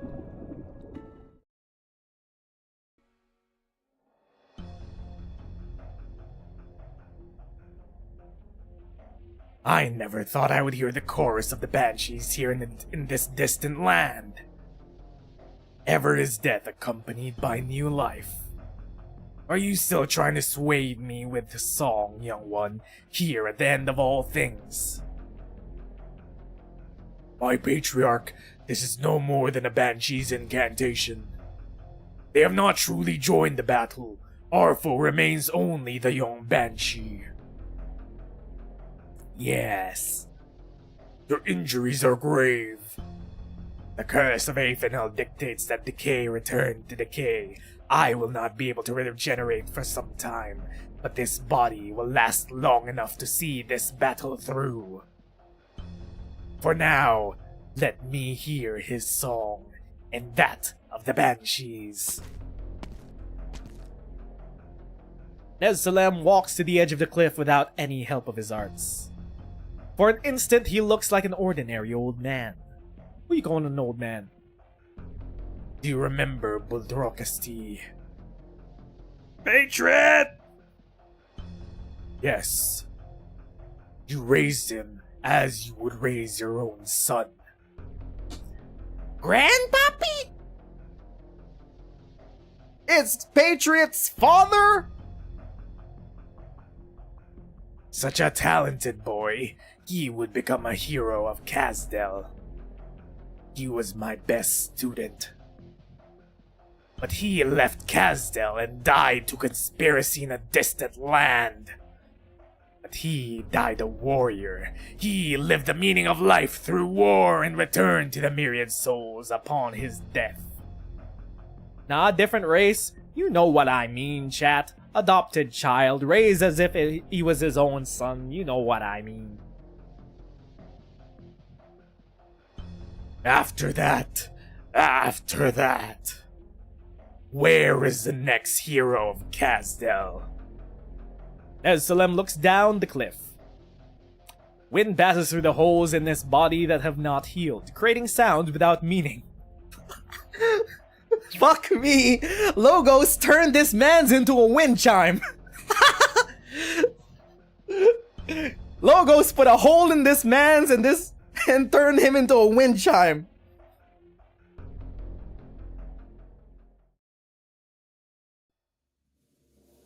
How dare he? The dirge of the myriad souls has grown softer. Logos's bone whistle has temporarily suppressed the link between the blood of Tikaz and Originium. This is our chance. Dr. Kelsey, this time, I won't let it slip from my hands. Here we go. The actual, real blood of Tikaz, unless, of course, this is Damatsi again. But no, it is Salus. They've caught up. Are you here too, dear Quasar?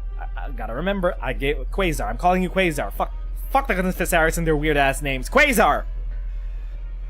You and our leader, our dear father, who will be the one to approach the throne. Salus reaches for the drop of blood at the top of the altar. Originium burns and the myriad souls roar. The powerful witchcraft quickly turns her fingers into charred black crystals. I want to see it so badly. The origin is near. A num-num is coming. The first Originium, whatever that means. If only Oracle were still here to elaborate. You.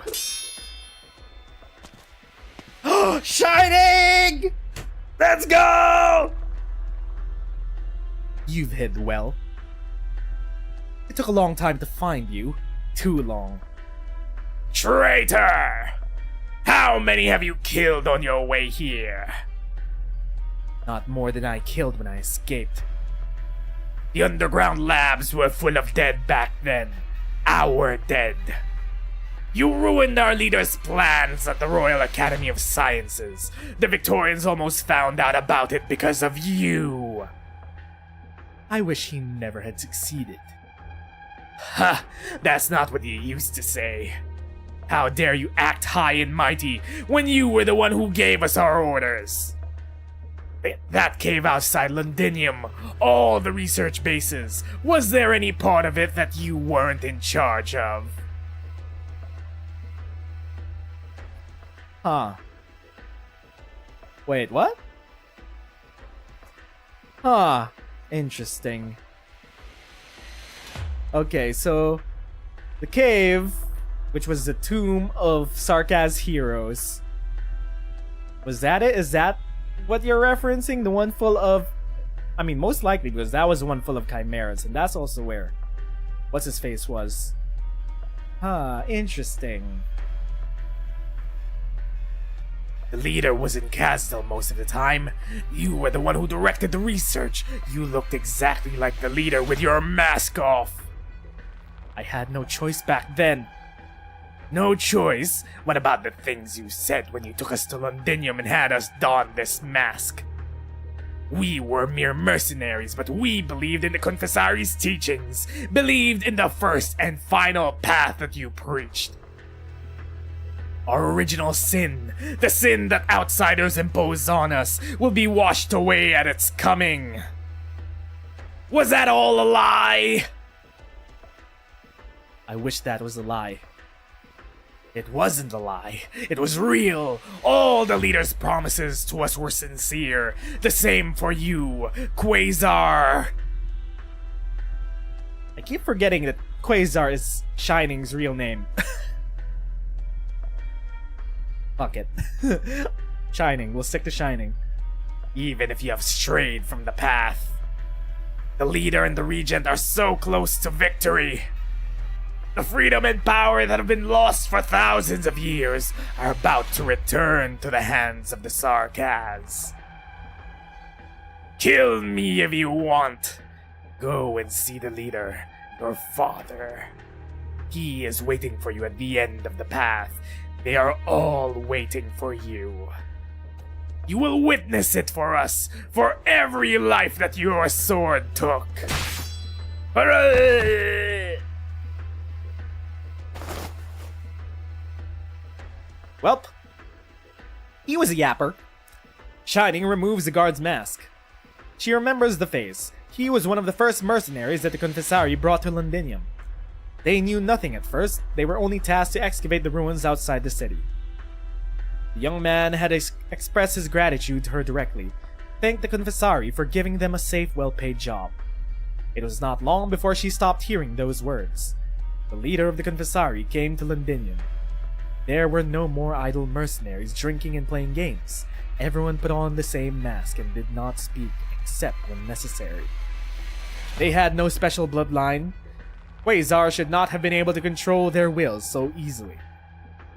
But the part of them that belonged to themselves died before the great dreams of the Confessari. It was she who killed them first. This sin has gone on for long enough. What? The mask cracks. The pieces stab at Shining's palm. She continues her journey to the top. So Shining is going up a hill. Amiya's squad is going into a cave. Okie dokie. Here we go. 1412. Flashback. Quasar. Don't make me keep saying this name, John Hypergriff. Mama's here. It's alright. I just need to talk to your father for a bit. Didn't you want to look outside? Just like the blue fowl beast in your favorite story. The fowl beast that can fly up into the soft, lofty clouds. You can do it. You should live a free life. I'm sorry, my dear child. Mama will get you away from all of this. Real mother? Actual real mother? Or...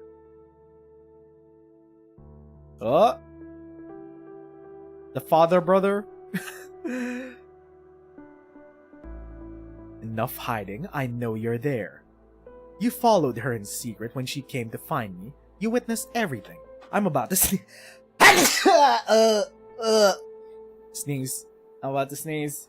Wait, didn't mute fast enough. You witnessed everything. That's good. You need not be afraid of the blood.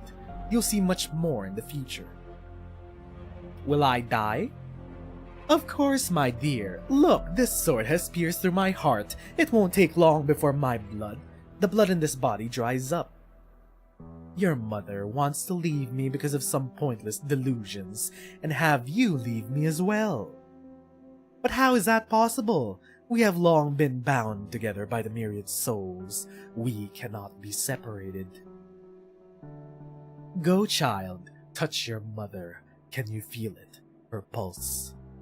This is the power of life, our cycle of life.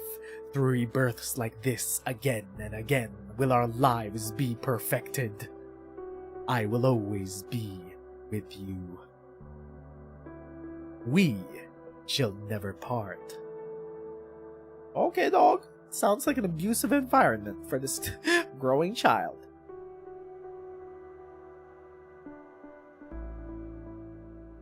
My dear, you don't seem happy at all. Didn't the experiment go smoothly? The receptacle's been responding perfectly from the last few tests. Is this Nightingale? When the ceremony is complete, what will happen to her? Her? You mean the receptacle? When it was born, its soul was no longer with us. After all, the leader has been researching for so long just to craft a cage from a pure consciousness to trick the King of Sarkas. When that happens, the King's power will be transferred to you, and the receptacle will be useless. You can decorate it like a doll if you like, and bring her wherever you go, I do like to collect souvenirs too. Oh, okay. Sure. Yeah, treat Nightingale like that, sure. It is none of your concern. Huh, you've always been so impolite with me. Want it out of your sight, just dispose of it, or you could give it to me. Leave. Do not step into my laboratory without my permission again. Oh, why are you so offended? The leader and you have such different temperaments. Well, it's fine.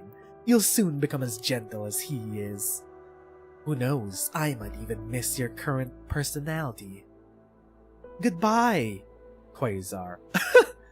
Stop making me say that name, Hyperriff! It's dumb. I know it might have some important meaning, but it's hard to say. Receptacle. She looks through her mask at the girl on the stone bed, who returns her gaze. There is still work to do, and her father will not allow any delays. This altar, this laboratory, and the bloodline she was born into together form a cage around her, in the face of Confessaries calling for the past several millennia. Her sorrow and suffering are insignificant. She does not control her own limbs. They are extension of her father's will. She cannot stop or leave this altar fiddling with life and death, nor can she drop the soul-engraving white sword in her hand. Huh? Nani? Soul-engraving white sword. Shining altar, please. Suddenly, a drop of water falls onto her busy hand. Who is the one shedding tears here? Her or the figure on the bed, who should be completely unconscious? Shining. I'm just saying Shining. Distracted, she lifts her head and sees the blue foul beast fly out of the cave and into the dusk outside.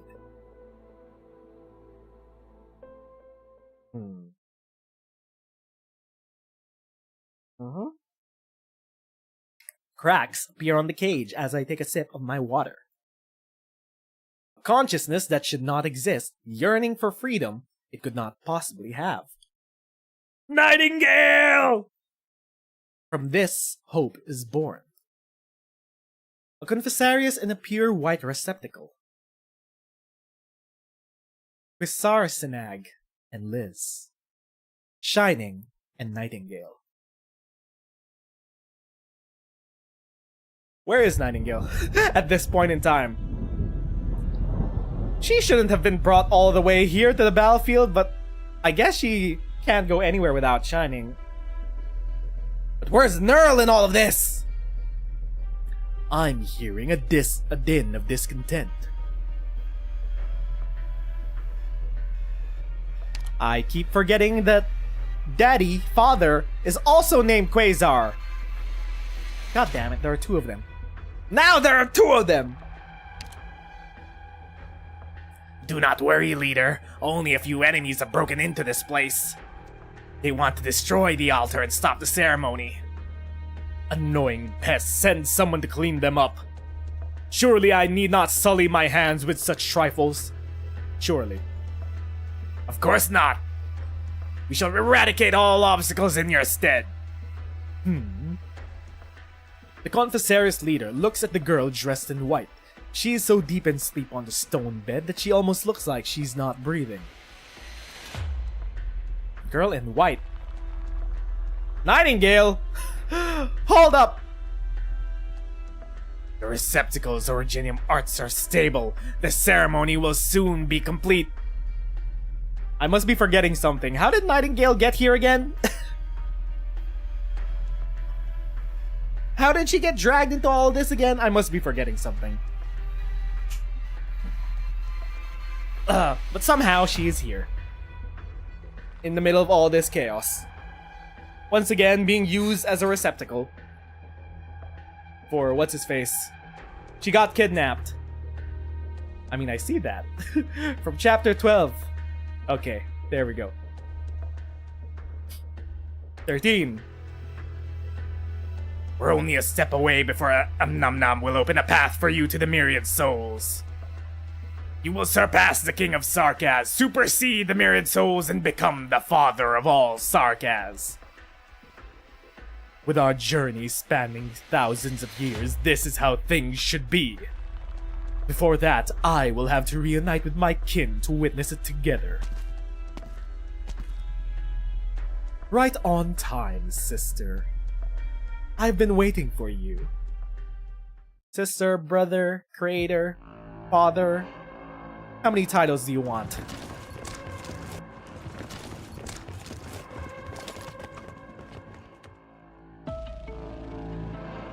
More Confessarius guards incoming.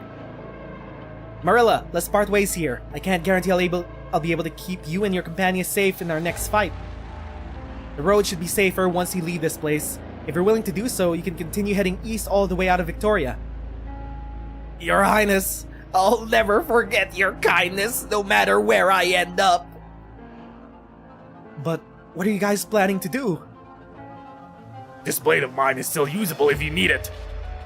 Don't worry, we have our own mission, and we're set on it. Please take care of yourselves, and then I hope you can live the life that you want to live. Your Highness. Marilla takes a step forward and kneels on one knee before Ramia. The other two follow suit, all three faces bearing a rare, solemn look. John Hypergriff Lowlight, I will come to Hypergriff headquarters if you kill these three after bringing them so far. You've gained the undying loyalty of...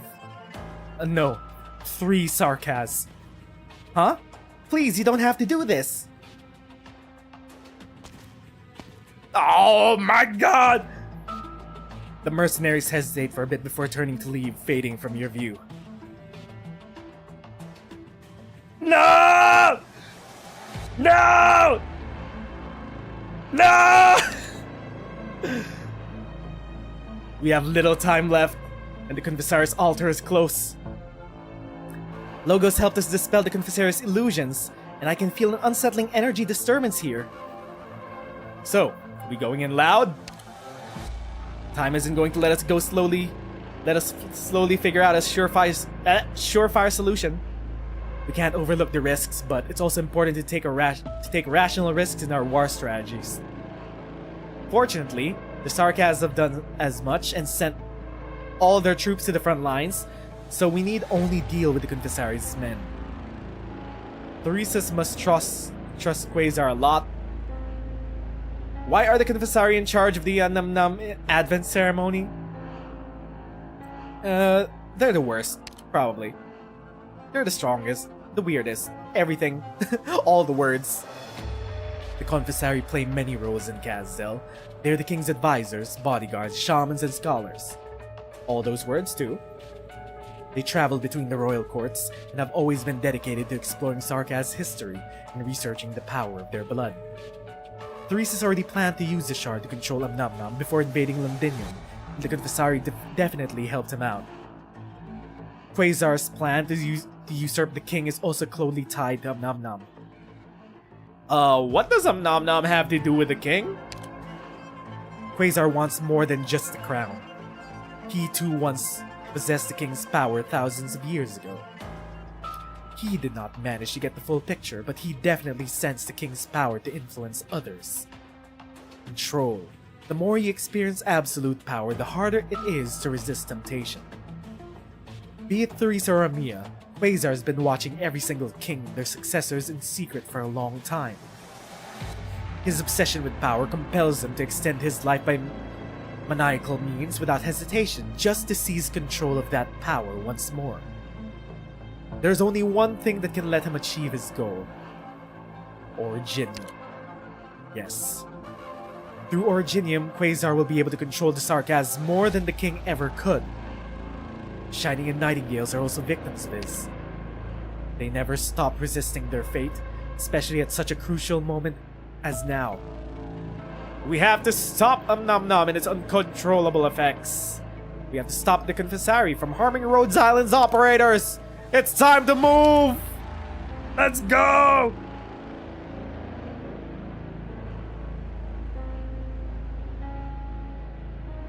Monster, hold off our enemies.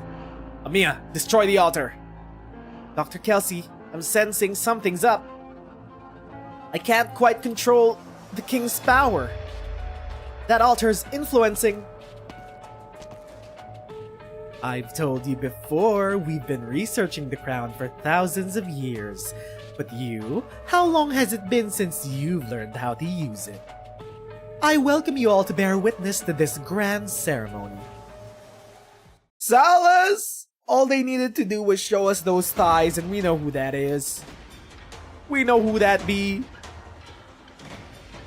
Everyone here is waiting for you.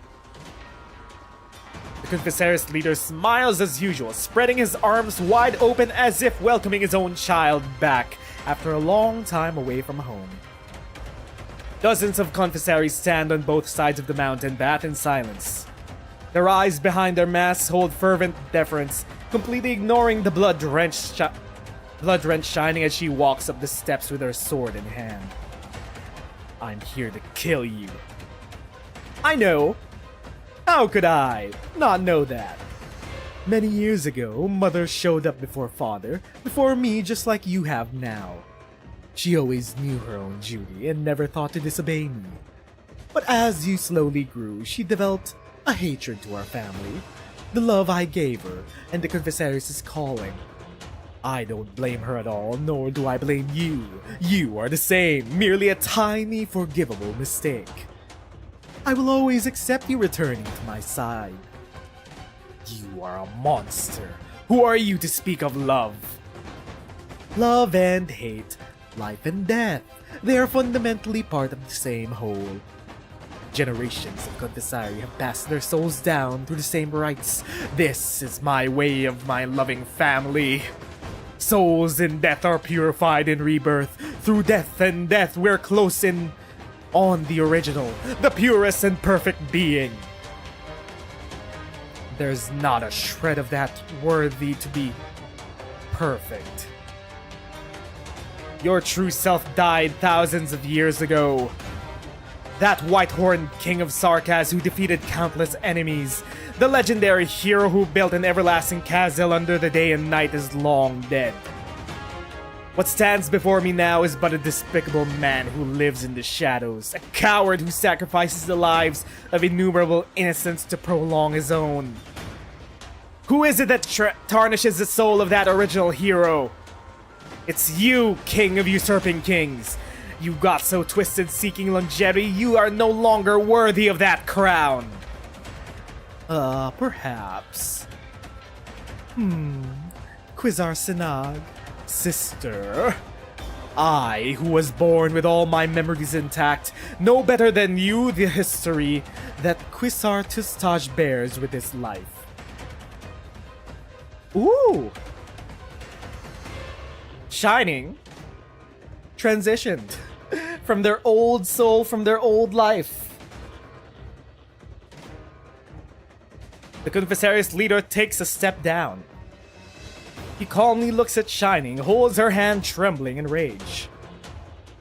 I know all too well the blood that is on my hands, as I remember all the love I have received. It was you who picked me up from the blood. Wait a minute.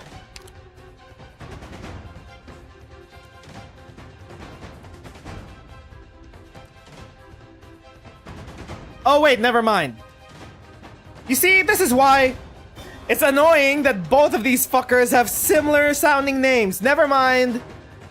He was talking about himself. He knew what the history of his own life, his own past life was. Never mind. I knew I mixed it up. Fuck me, why do you have such similar sounding names? It was you who picked me up from the blood into your trembling arms when Mother died. We are the true family, sharing the closest of blood, sharing the closest of relationships. The nature of my soul may change, but the facts remains the same. How could you talk about that like so? Who was it that killed my brother? Who was it that turned him from a child who should have received his mother's love into a non-existence from the very beginning? It was me. For millennia, Wiš'adel has died time and time again from betrayal from his closest kin. You may see this as punishment if you wish it so. However, what does that matter? You call me unworthy of that crown, but who else but me could possibly lead the Sarkaz on a path to our survival? Quilon brought our people on a wandering path of no return. Elise's retreat into the hiding would only make us weak. Are we still continuing, Peak? Yes! We're in the middle of the big climax of getting to the blood of the Tikaz. Even that pair of siblings, all they did was push Sarkaz into futile conflict and let the crown slip into outblood hands. The Sarkaz need a true king, an eternal king. I will reach our starting point, and together with the sins of Wiš'adel and his blood, purge all of the Sarkaz's sins. Ooh, scary. Sin. The word intensifies the ire in shining. Her father and brother were both possessed by this undying monster, while she and her mother lived under the madness of his shadow. Oh! So that's what they mean about father-brother. It's their bodies. He possessed their bodies. Oh, that's what they mean about that. Ooh, I see now why Shining hates him. To let him live, to kill him, both are afflicted with the curse. She has no path to go. She has nowhere to retreat. But there is no way she can stay here as is. Ugh! You made your move. Very good, Bizarre Synod. I'll kill you. And then, kill yourself. Is this what you call severing the bloodline's curse? He's like Orochimaru? Exactly. He is like Orochimaru. Or he's also just like the Black Snake. Long-lived immortal beings that have been on Terra for a long time, possessing different bodies. I wonder if him and the Black Snake have something in common aside from that.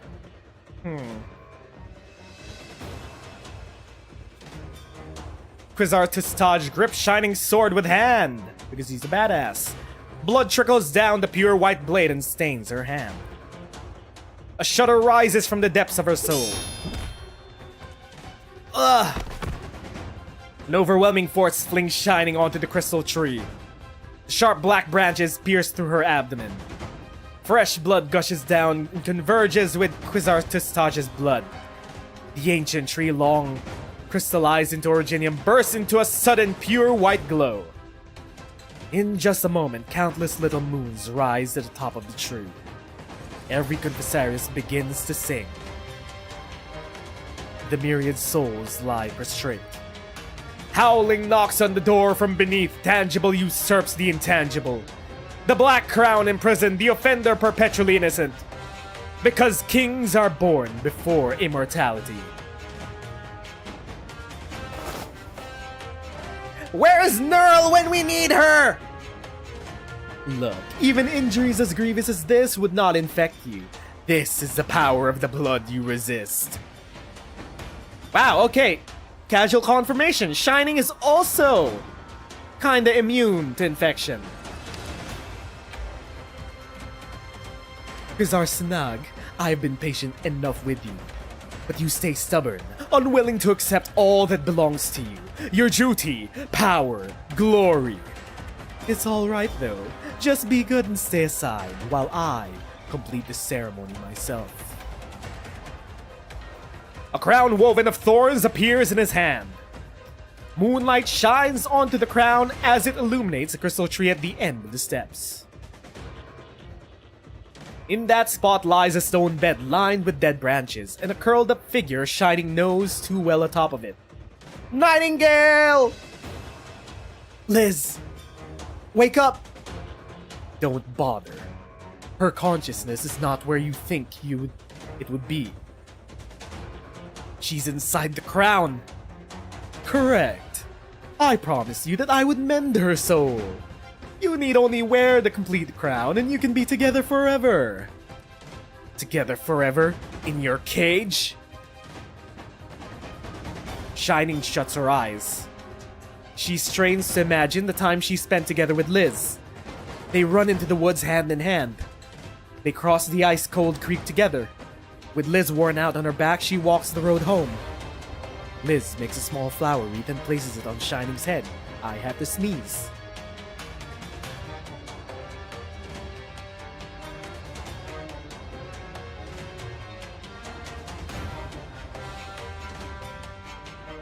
Well, a small blue fowl beast follows them the whole time, chirping a cheery tune over their heads. It hovers, searching, and lands next to the sleeping white demon. It does not know why Liz is sleeping, and anxiously pecks at her cheek with its little beak, until a black arrow pierces it. The foul beast vanishes, leaving only a blue feather that lands on Shining's shoulder. Enough! No! The bluebird illusion thing! You know very well those are not her dreams. Even if those memories were fabricated, They are fabricated, so why not accept your own power and reshape her memory once more? Liz is Liz. She's a real girl! Liz is a real girl! Pinocchio is a real boy! She should be free. I will never shape her soul as I please ever again. Wishful thinking. Quizarsinog, my fragile child indulging in fantasy. You are that blue foul beast thirsting for freedom yet imprisoning yourself.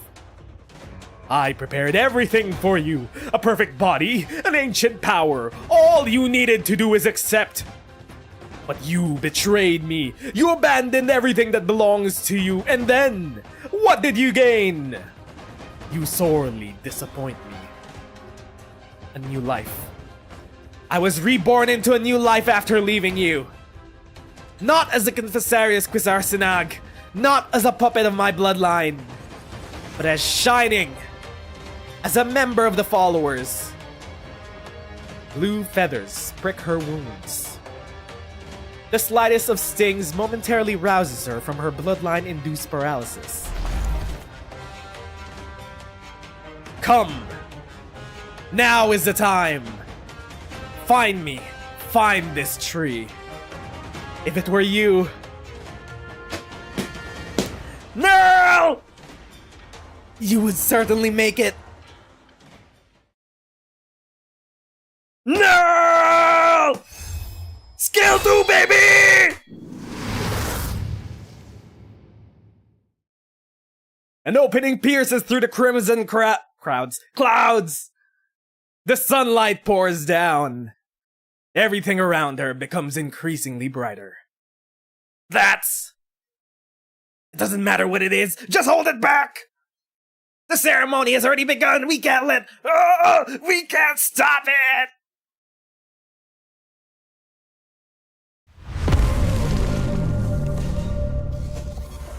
That's my wife!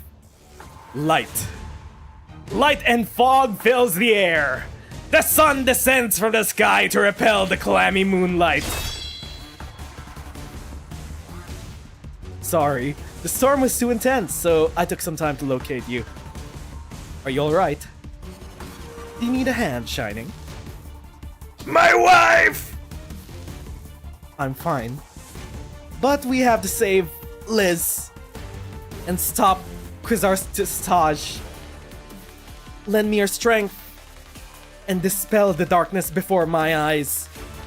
Of course. Let's go together. The road ahead of us. I'll illuminate our path. Ah, my wife! Big! We played this enough times, chat. We're not going through it again. We played this enough times. I tried to save Neural. It's a bit too hard. It's fine. Wait a minute. Oh, okay. Flashback. Here you are. Neural, you don't return to the land ship often. Stay with Liz a bit. She's missed you. She just fell asleep. While you seem more exhausted than when I last saw you. Are you worried about Liz? I asked Dr. Kelsey, and she said Liz's condition is still under control. Is there something you haven't told me? I'm thinking of a way to cure Liz for good. You've poured years into this. It just won't come quickly, so don't torture yourself over it. I have the hiccups again. What if I told you a solution has always existed, only if I've dared not to try it? Shining, what exactly are you hiding from me? What is it you can't say? Neural, this is a duty I must see through on my own. Do you think Liz and I will leave you? You know that won't happen. My concern has always been that you two might get hurt. I've decided to join Liz in searching for her memories. I shall accompany her until we find the truth, however. Neural, a time will come when I need you to protect Liz in my stead. I know. But I will protect and fight for more than just Liz. Shining, I will stand for you as well. Yes. We've always stood by each other. The followers are as one. My oath remains unchanged. Margaret Neural and her sword staff will be there for you, or whenever needed. That's my wife.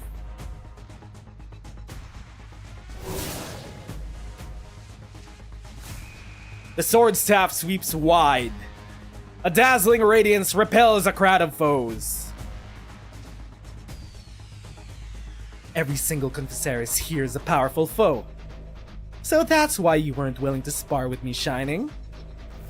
We saved quite a lot of money for Rhodes Island. Our greatest foe lies ahead. Alright, let's settle this quickly. What a farce! Careful. Huh. I can take it. Shining, my shield will protect you. You need only advance. A torrent of witchcraft washes towards them. Margaret's radiance is suppressed. Quasar Tistage stands on top of the steps, day and night surging within his palm. So this is the help you found? Quasar Sinag, what do you think of our ceremonial altar? A meadow for a Karanta to frolic in? So her arts can momentarily block my influence on you. And what of it? Your swordplay and arts all come from me! You can't even harm me unless I let you.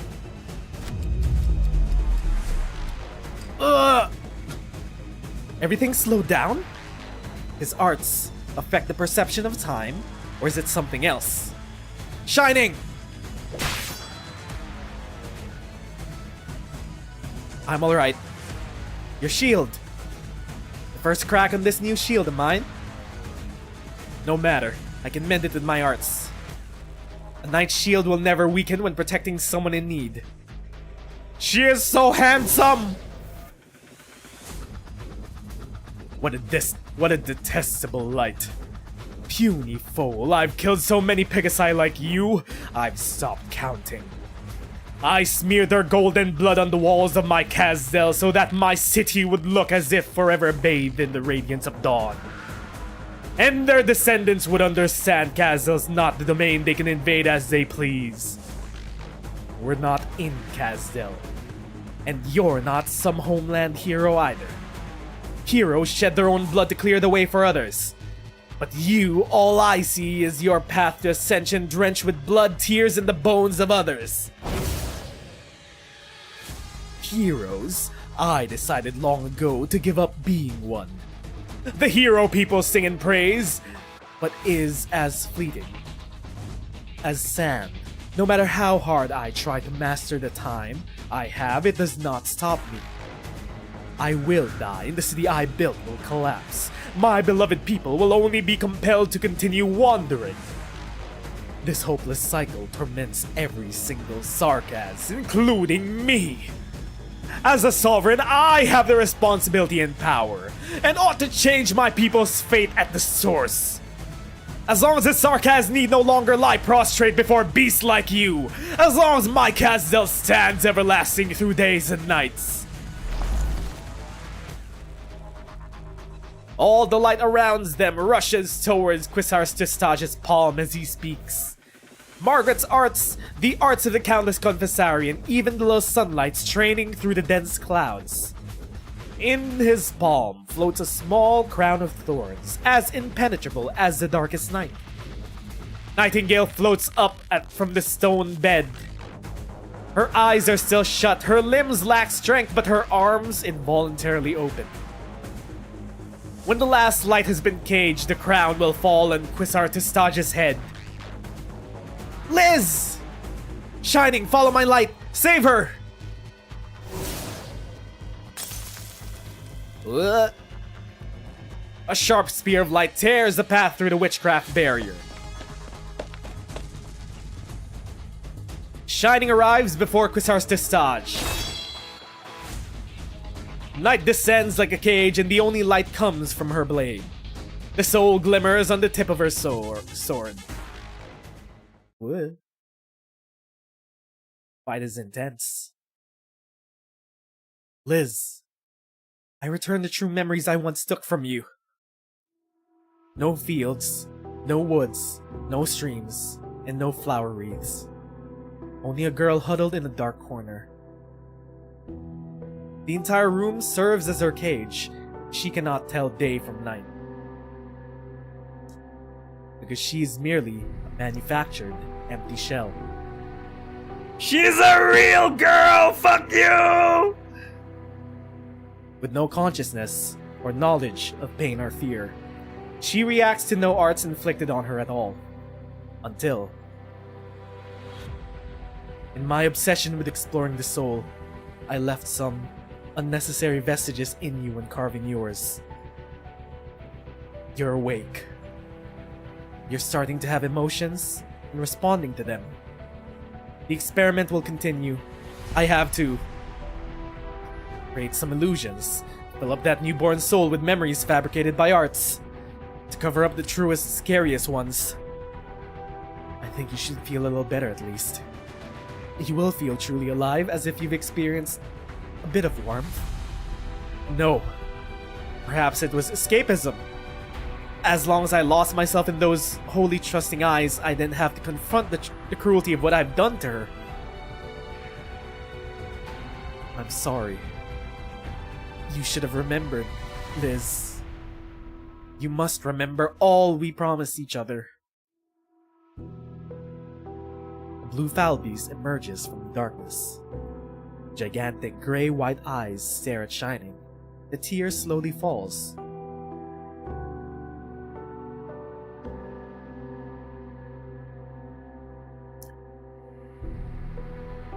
Liz is awake! Let's go! The girl in the air floats down. Shining and Margaret hear Nightingale's voice simultaneously in the frozen time. I remember, Shining. You took me out of the darkest of rooms and we escaped. You accompanied me everywhere in search of medical help. And then we met Nerl and 2 became 3. We went many places and saved many people. You often sighed with knitted brows in the middle of the night, but once I opened my eyes, you shifted to the warmest tone I know and told me about beautiful things I missed on our journey. Nerl tried to teach me how to dance a few times. She'd hold me and spin until I couldn't move anymore, and the 2 of you would help me, taking turns carrying me. When I'm at your side, it's as if I can really fly. The 2 of you have made me what I am now. I am a member of the followers and the healer. I'll protect you both too, and fight alongside as well, sever the gravest sins, to save those shrouded in the eternal night. This is what the 3 of us promised each other.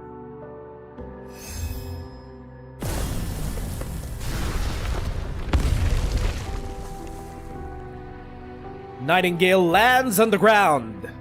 Her staff and body emit an intense light.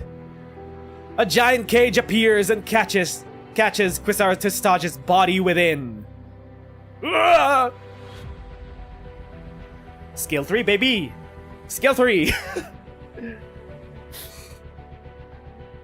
The soul was completely under my control! Why is this cage? I have a name. I am Liz, and I am your enemy. Quisartistage, I'm stopping you because I don't agree with a single word you've said. You!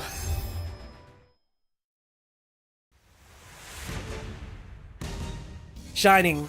Neural. Shining grips her sword tight.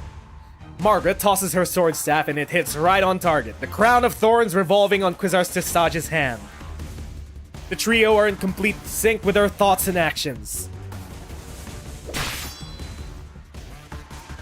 Grab the flickering sliver of the soul before day and night take control once more. A long path of blood is the only crack before her eyes.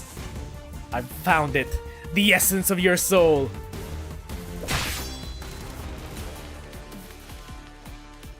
Quizar Sinag, you. What this body will become, I am unconcerned. If blood does control my will, then Liz and Ner will pass judgment on me in my stead as I am now. But I will not be your puppet. I will not conquer or rule in your name. Until death, I will be free. Free? You speak of freedom. Shall we give it a go? Quizar Sinag, we are not so easily parted. Try again to leave my side. Try and see for how long you could run from me. I will run no longer. Rather, I will grant you an eternal death. Shining! Retreat! The moonlight above the tree tumbles down the cliff and the ground violently rumbles as if about to be turned upside down.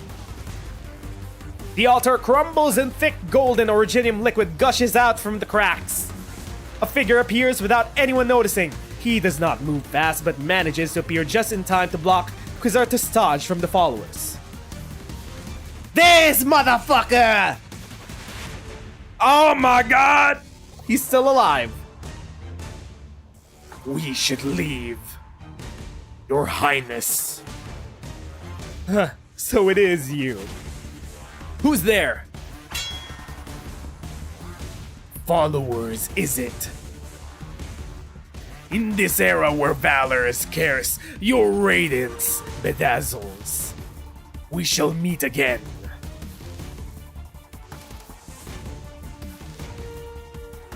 Qualid Koa and Quisartistage's figure blend into the remains of the altar. The other Confessari follow suit. The crown of thorns shot out of Quisartistage's hand earlier suddenly spins and turns into pitch black shadow that flies upwards into the sky. The shard.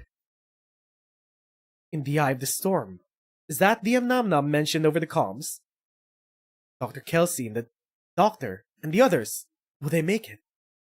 Shining, you... anything feel off? I'm alright.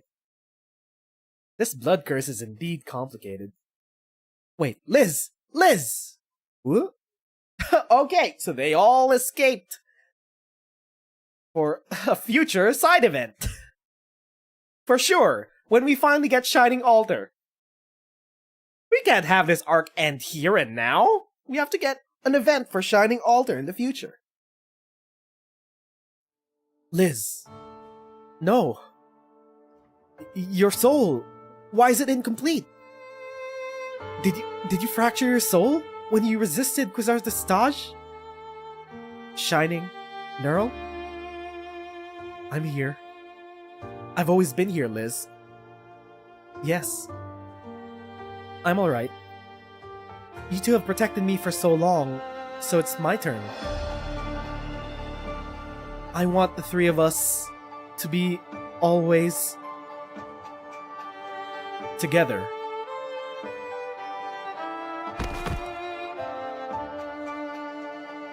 I mean, if this were any other story, I would be like, oh no, Liz, oh no, she's dead, no. But John Hypergriff Lowlight has no balls to kill off a playable character.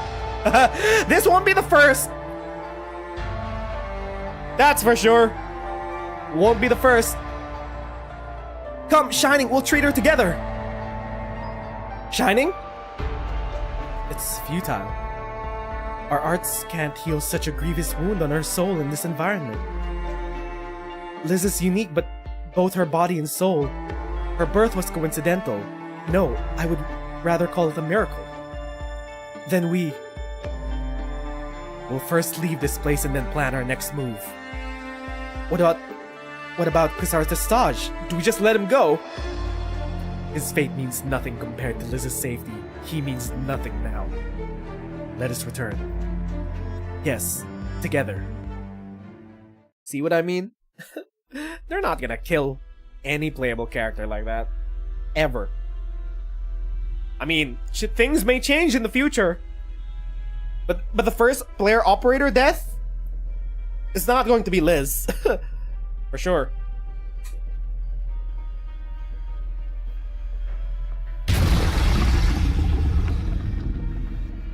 Furious roaring.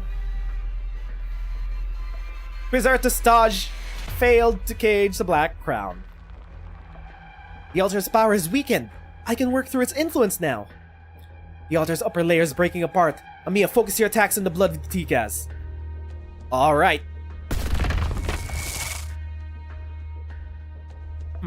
Yes. You. The King of Sarkaz has already sentenced me to death. But this is nothing new to me. You're clearly in pain. You revere Quasar Testage, but he left you behind like nothing. He treats you just like how you treat those chimeras. Exactly the same. Don't waste your breath, King of Sarkaz. My feelings are nothing special. The Confessari are of the leader's blood. Though some are born more perfect than others, like Quasar Sinag, still others like myself were never in the running to be chosen at all. But I've never envied her. We only stand in the spot befitting us best. We were supposed to be inseparable. We are all limbs of the same body. There's no other group able to perform unprecedented miracles like we Confessari can. How stubborn. I am curious. Is there nothing you're strongly attached to? Doctor, would you not make the same choices I have for your life's work, for those dear to you, and the ones who have fought by your side this whole time? I mean, the Oracle practically killed off Theresa. Just to keep the Originium project going. That's a dagger through us! Whether it be under some control or influence, it doesn't matter. To reach our origin and create a completely new future. That's all I want. I can't let you get close to the blood of Tikas. Huh. Oh. A black line pierces through Salus's body once again and strikes the altar's core at the same time. Oh shit! The blood of Tikas stills. I'm so close. Amiya, stop her! She's going to ignite!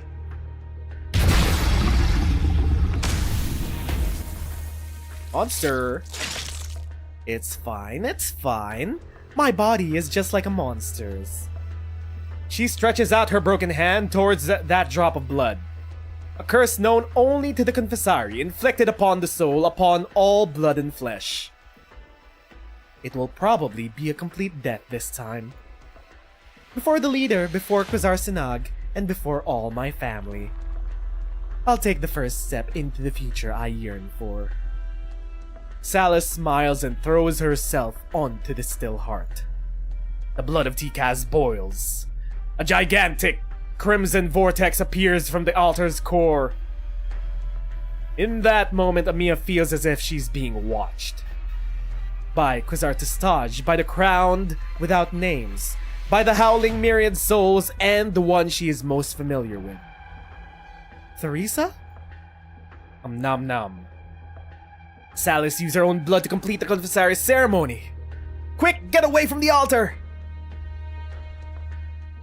Uh-oh. Did we fail? Wait, did we fail?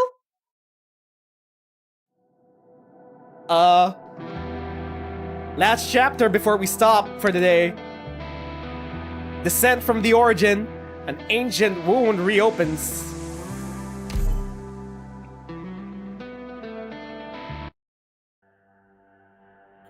Wait, what? Back in Londinium. This is how you do it, right? Aim at the enemy then. Whoa! Bloody hell! Relax, Tommy. It's not so much different from the machines you work day after day. In that both can make a mess out of you in an instant. Just remember to keep that safety engaged when you're not using it. Where did you get that white-haired feline? Where did that white-haired feline get all this stuff with things the way they are now? Look at the... Cuff. Catherine? I'm fine. Chronic stuff. Look at the dust on these weapons. They're brand new, but they've been in storage for a while. This isn't standard issue military stuff, more like custom weapons for special operations, and they weren't made by Londinium factories. Looks like the Milscar is more than just your average gangster. Do you mean she's an informant for somebody big? So she's willing to trade weapons with us because... Don't expect to play an important role in their games. These stuff were probably meant for something else, and she came to us only after that fell through. Yeah, Allerdale's still alive, kicking, helping out the resistance. Or maybe Milscar raided some Duke's secret arsenal in Londinium and selfishly decided to share it with people in need, who knows. What she's after doesn't matter to us. We're taking steps one step at a time. We've sent a few scouts out since the sky turned red. For some reason, all the Sarkaz soldiers seem to have pulled out of Highbury. That doesn't mean we're safe. Quite the contrary, it means the Sarkaz don't care about managing the city anymore. Factories, production lines, none of those matter to them anymore. I had a look at Magna Borough yesterday. It's been turned into a huge art circle. Hundreds if not thousands are trapped in their strange witchcraft, fueling the Sarkaz altars. At this rate, it won't be long before it's our turn. I'ma sneeze.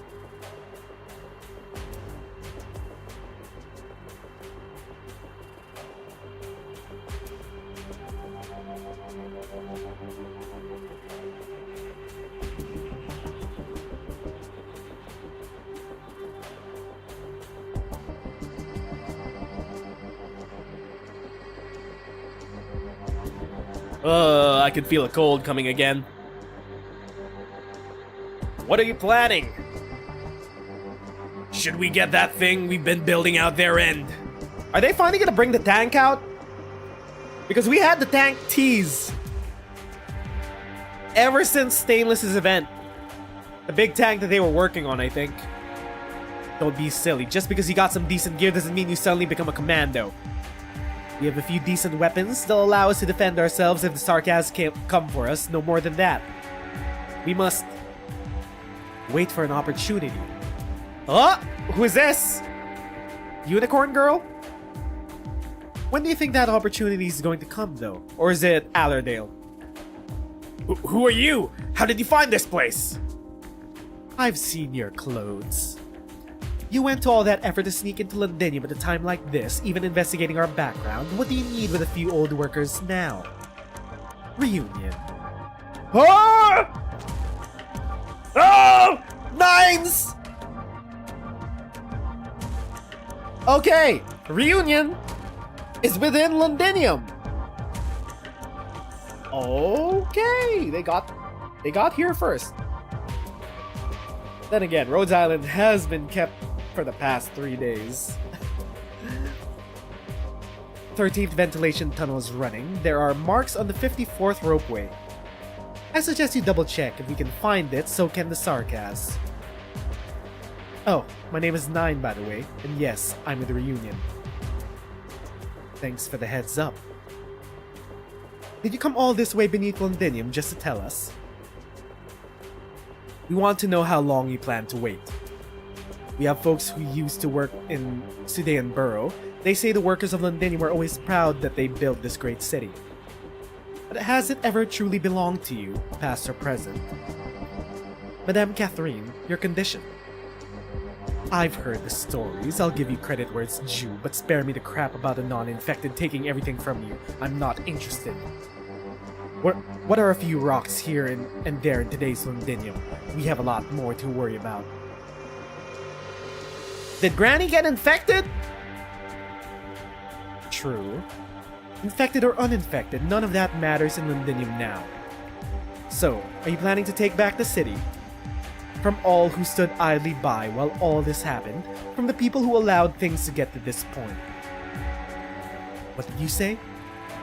Londinium is filled with originium dust. Many will become sick and die because of it. The culprit will be made to pay, whoever they are, whether they have rocks growing out of them or not. Reunion won't wait for the finish line. Not anymore. Let's go! Hey Tommy, remember me? Mayor? I thought you got sick and... Oh, so that's how you ended up with Reunion. Well, I'm back now. Here are Ripety prevention pills. Take one per day. There's only so much we can do though, so you better pray that your luck's good. You guys. To tell you the truth, your look when you left the factory, I thought you would have loved nothing more than for all of us to become infected like you. Maybe I really did. But it wasn't you who lost me my job. Wasn't Catherine either. I know you lot tried to put in a good word for me, but those were the rules. Maybe not anymore though. There's a lot we can help with. Using and maintaining equipment, operating in high originium environments, tactics, covert operations, anything you need. We'll help you liberate this place, if you let us, from the people who saw all this as nothing more than the price of business. We'll take the city back with or without you, 9 of Reunion. But we look forward to working with you. Let's go! Two baddies making a deal? Okay. Tallulah, conveniently out of scene. What happened with her and Ablana? Where's Tallulah? Aphanel. Mother? My child. Have you come to see me off? You're badly hurt, my child. I lost. I did all I could, but I still lost. But I have no regrets about the path I chose. Nor doubts about the ideals I believed in. But I'm sorry I let you down. Why say that? You've defeated so many powerful foes. How long has it been since the court of the Banshees had a warrior and sovereign so strong, so steadfast? The court is proud of you. So am I, even if you reject the traditions of the royal court. Thank you. I ask one last thing. Please sing an elegy for me. Mother? Not so fast, my lazy boy. It's not bedtime yet. But I'm... Rise and shine, Aphanel. What? Mommy? Honor Zero?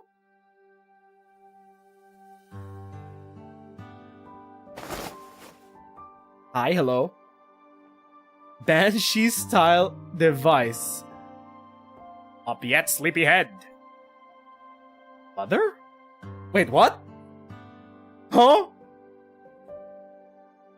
Good, you still recognize my voice. Huh?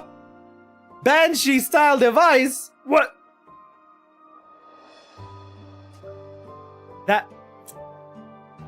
That's one way to get a GILF operator this soon in the game without waiting for Catherine. I did not expect that. New GILF operator! Photo Zero Mommy.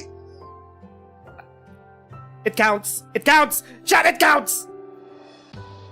How about a kiss for your dear mother on the cheek? It's been so long after all. I don't think I would kiss you, Phoner Zero! Mother, mommy! This strange contraption, were you always by my side? Me? Oh, of course not. A mother should let her son roam free once he's all grown up.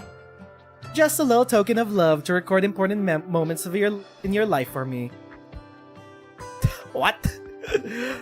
I will say I was a little surprised it recorded not just your performance in battle, but you putting this outfit on. I know Her Highness Theresa liked it this way, but...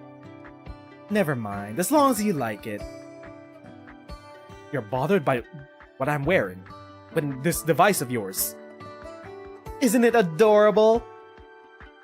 I did not expect this. Banshee should value her words rather than waste them on disputing the aesthetics of a gadget. How could you say that? Think of all the love that your mother and sisters put into it. Is this how you repay our affection? Thank you, Mother. Judging your child's clothing choice first thing after near-death experience. Truly the best mom. She's like, why did you take off the clothes I chose out for you? They're dressing themselves now. They're all grown up. Go, your friends are waiting. I'm so proud of you.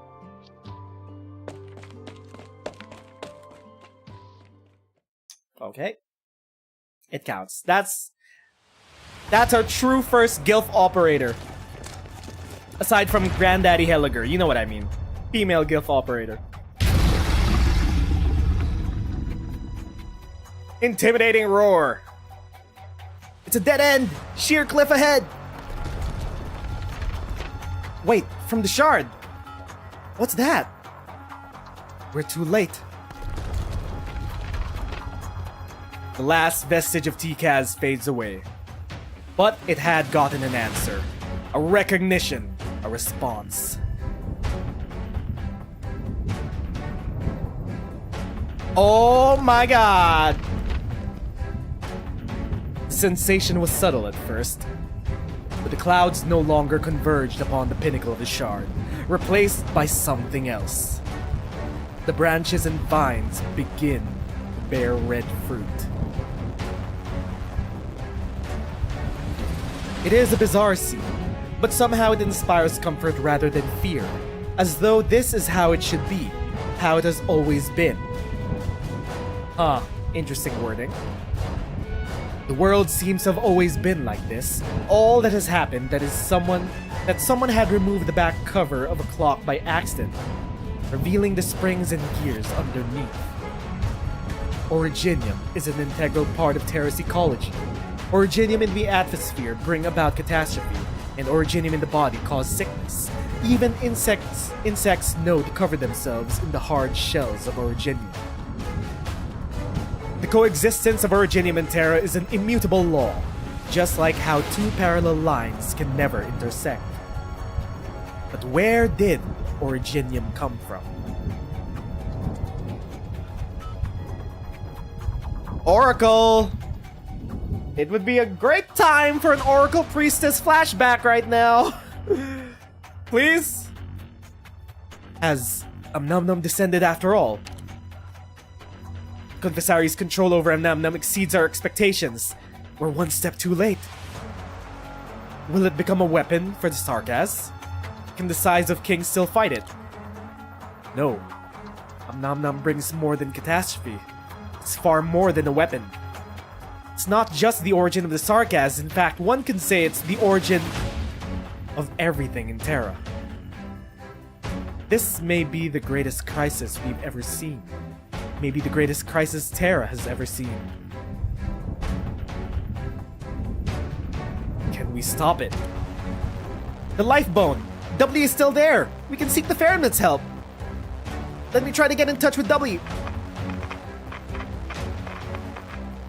I'm not getting through. Uh-oh. Oh no! We're too late! Oh, wait, there she is. Hello, hello, finally! Bunny, where? Almost. Manfred, Hodor has the agreed time. 3 days. W, They're still alive! But the interference is too strong. Try to take off, W! Where? How did...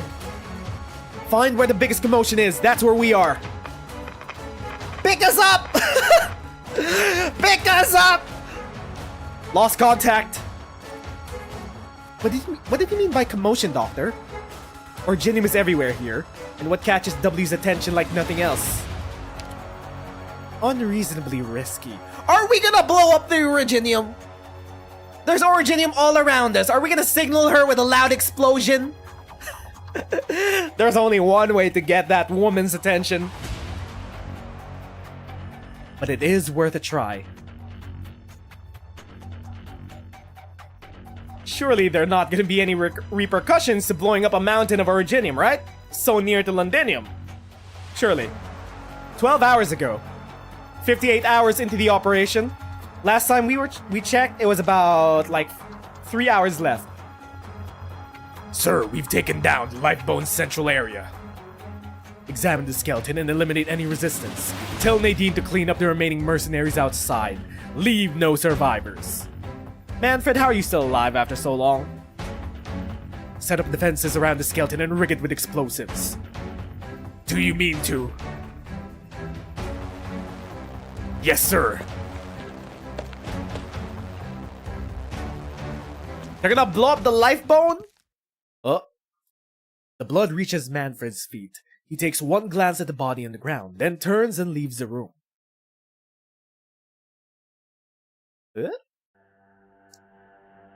Where is the Dark Knights trio? Where are they? What to do with the enemy mercenaries that we captured in Lifebone, sir? Is this all of them? Yes, sir. Many of them previously served on the military commission. Kill them all. Yes, sir. Show yourself. The body on the ground is Hoderer? Oh, he slashed him. Nah. Plot armor. Playable character plot armor. I don't believe a single death. General Manfred? Paprika. Was I supposed to see you here?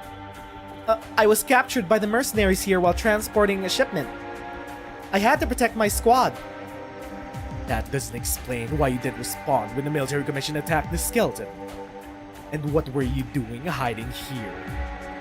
I was just afraid. Afraid? Your previous mission is over, Paprika.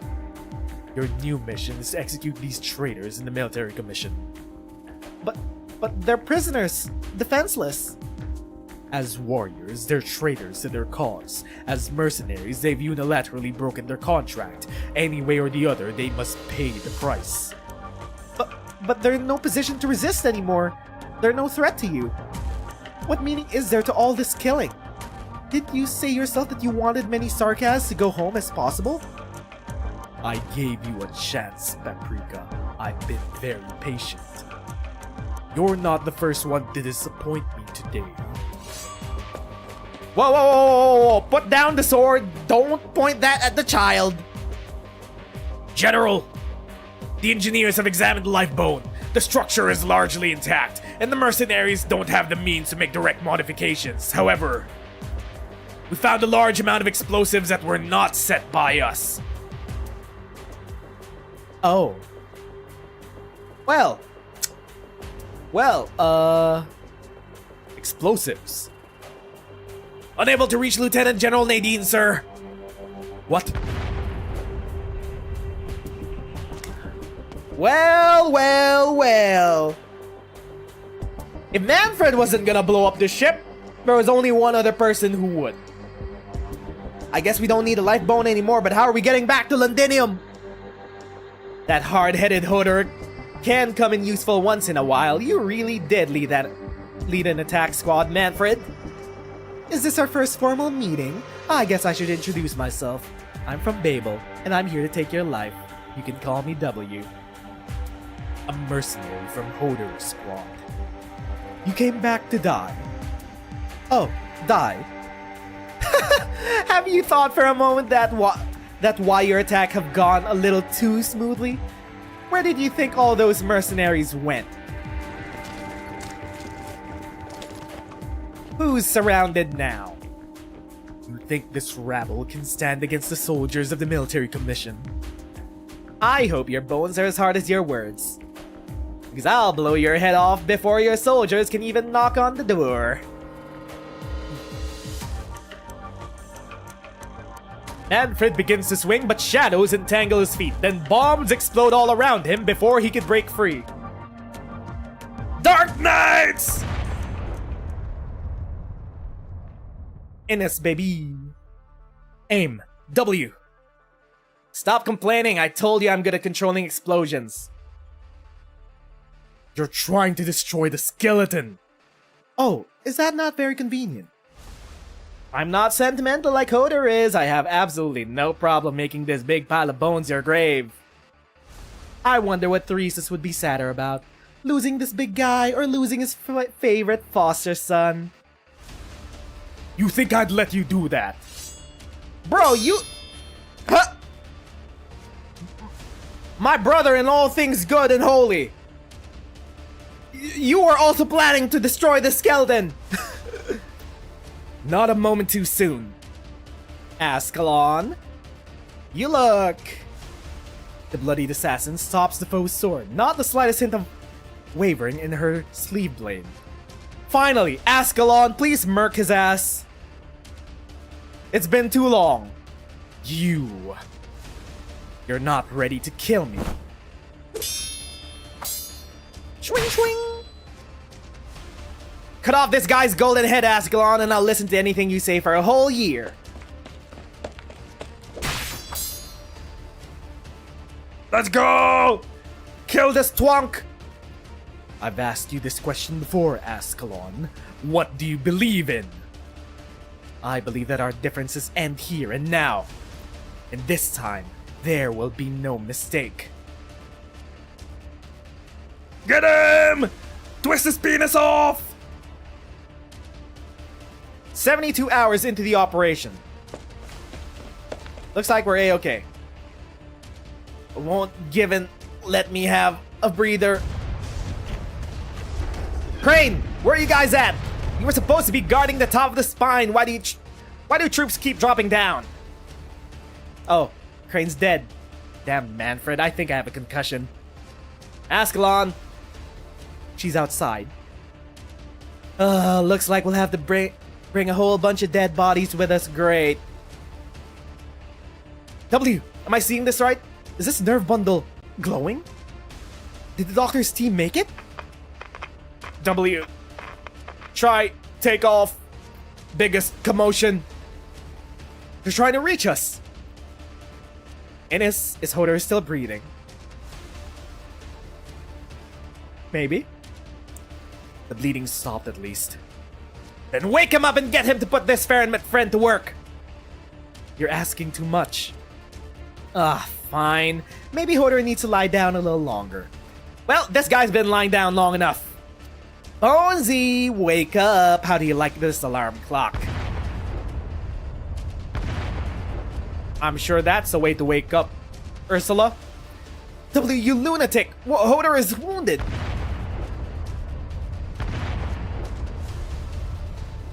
Explosions echo in the chamber, followed by a rumbling, muddled voice.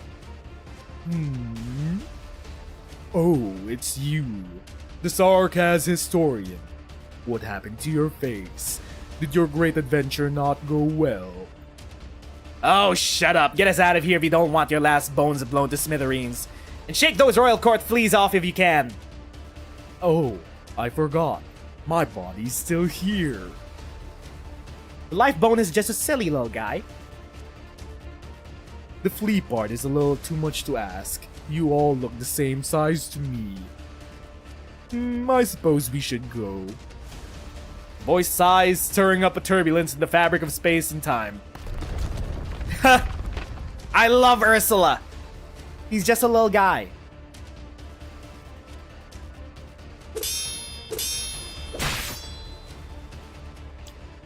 This round is mine. I have no intention of gloating. It took too much time and you've never been so weak before. previous battle had taken its toll on you, and this type of operation is not your forte.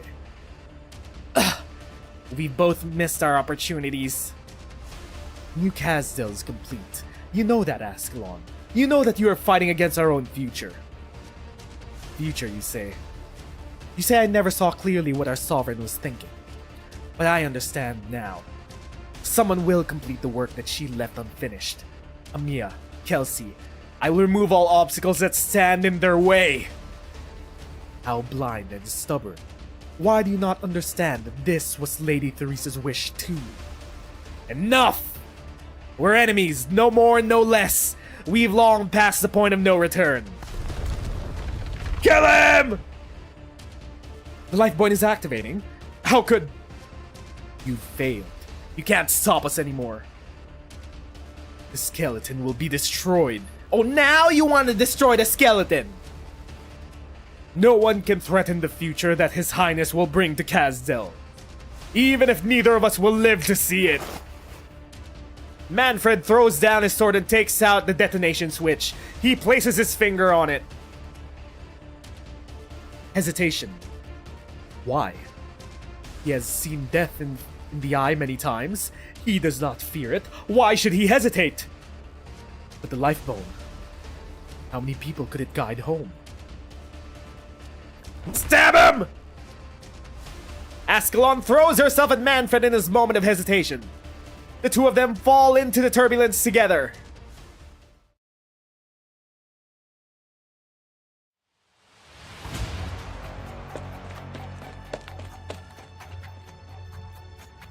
Well, at least Lifebone is up and running!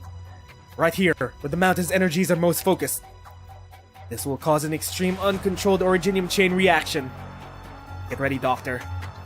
Here goes nothing. Ready!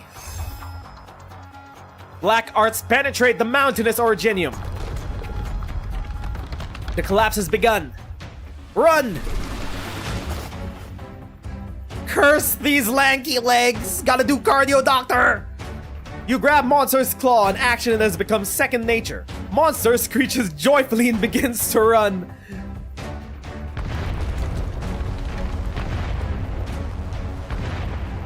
We're hand in hand with Monster. Behind you is a terrifying roar of destructive energy running rampant. The violent chain reaction causes everything around you to tremble. The legions of Nezeru follow the trembling. The Cidarim are chasing us! Don't fight them! Don't let them bog you down! Warriors wrapped in tattered banners swarm upon you. Many of them are swallowed by the originium chain reaction, but even more join the ranks of your pursuers. Cidarim entangle Monster! You hear their hollow breathing echo in your ear. The Nezeru warriors are trying to drag all of you into the pit of death.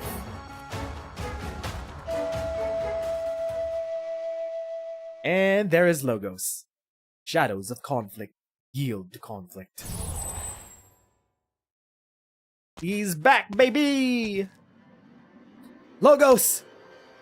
Trust your elite operators, Doctor. They'll show up when you need them the most. I've always trusted you. Don't let your guard down. I sense turmoil in the fabric of reality. The Farinmid is coming. I will attempt to create a waypoint to help us board the skeleton. What should I do? Jump down from the cliff. I'm beginning to regret what I just said. Time is of the essence.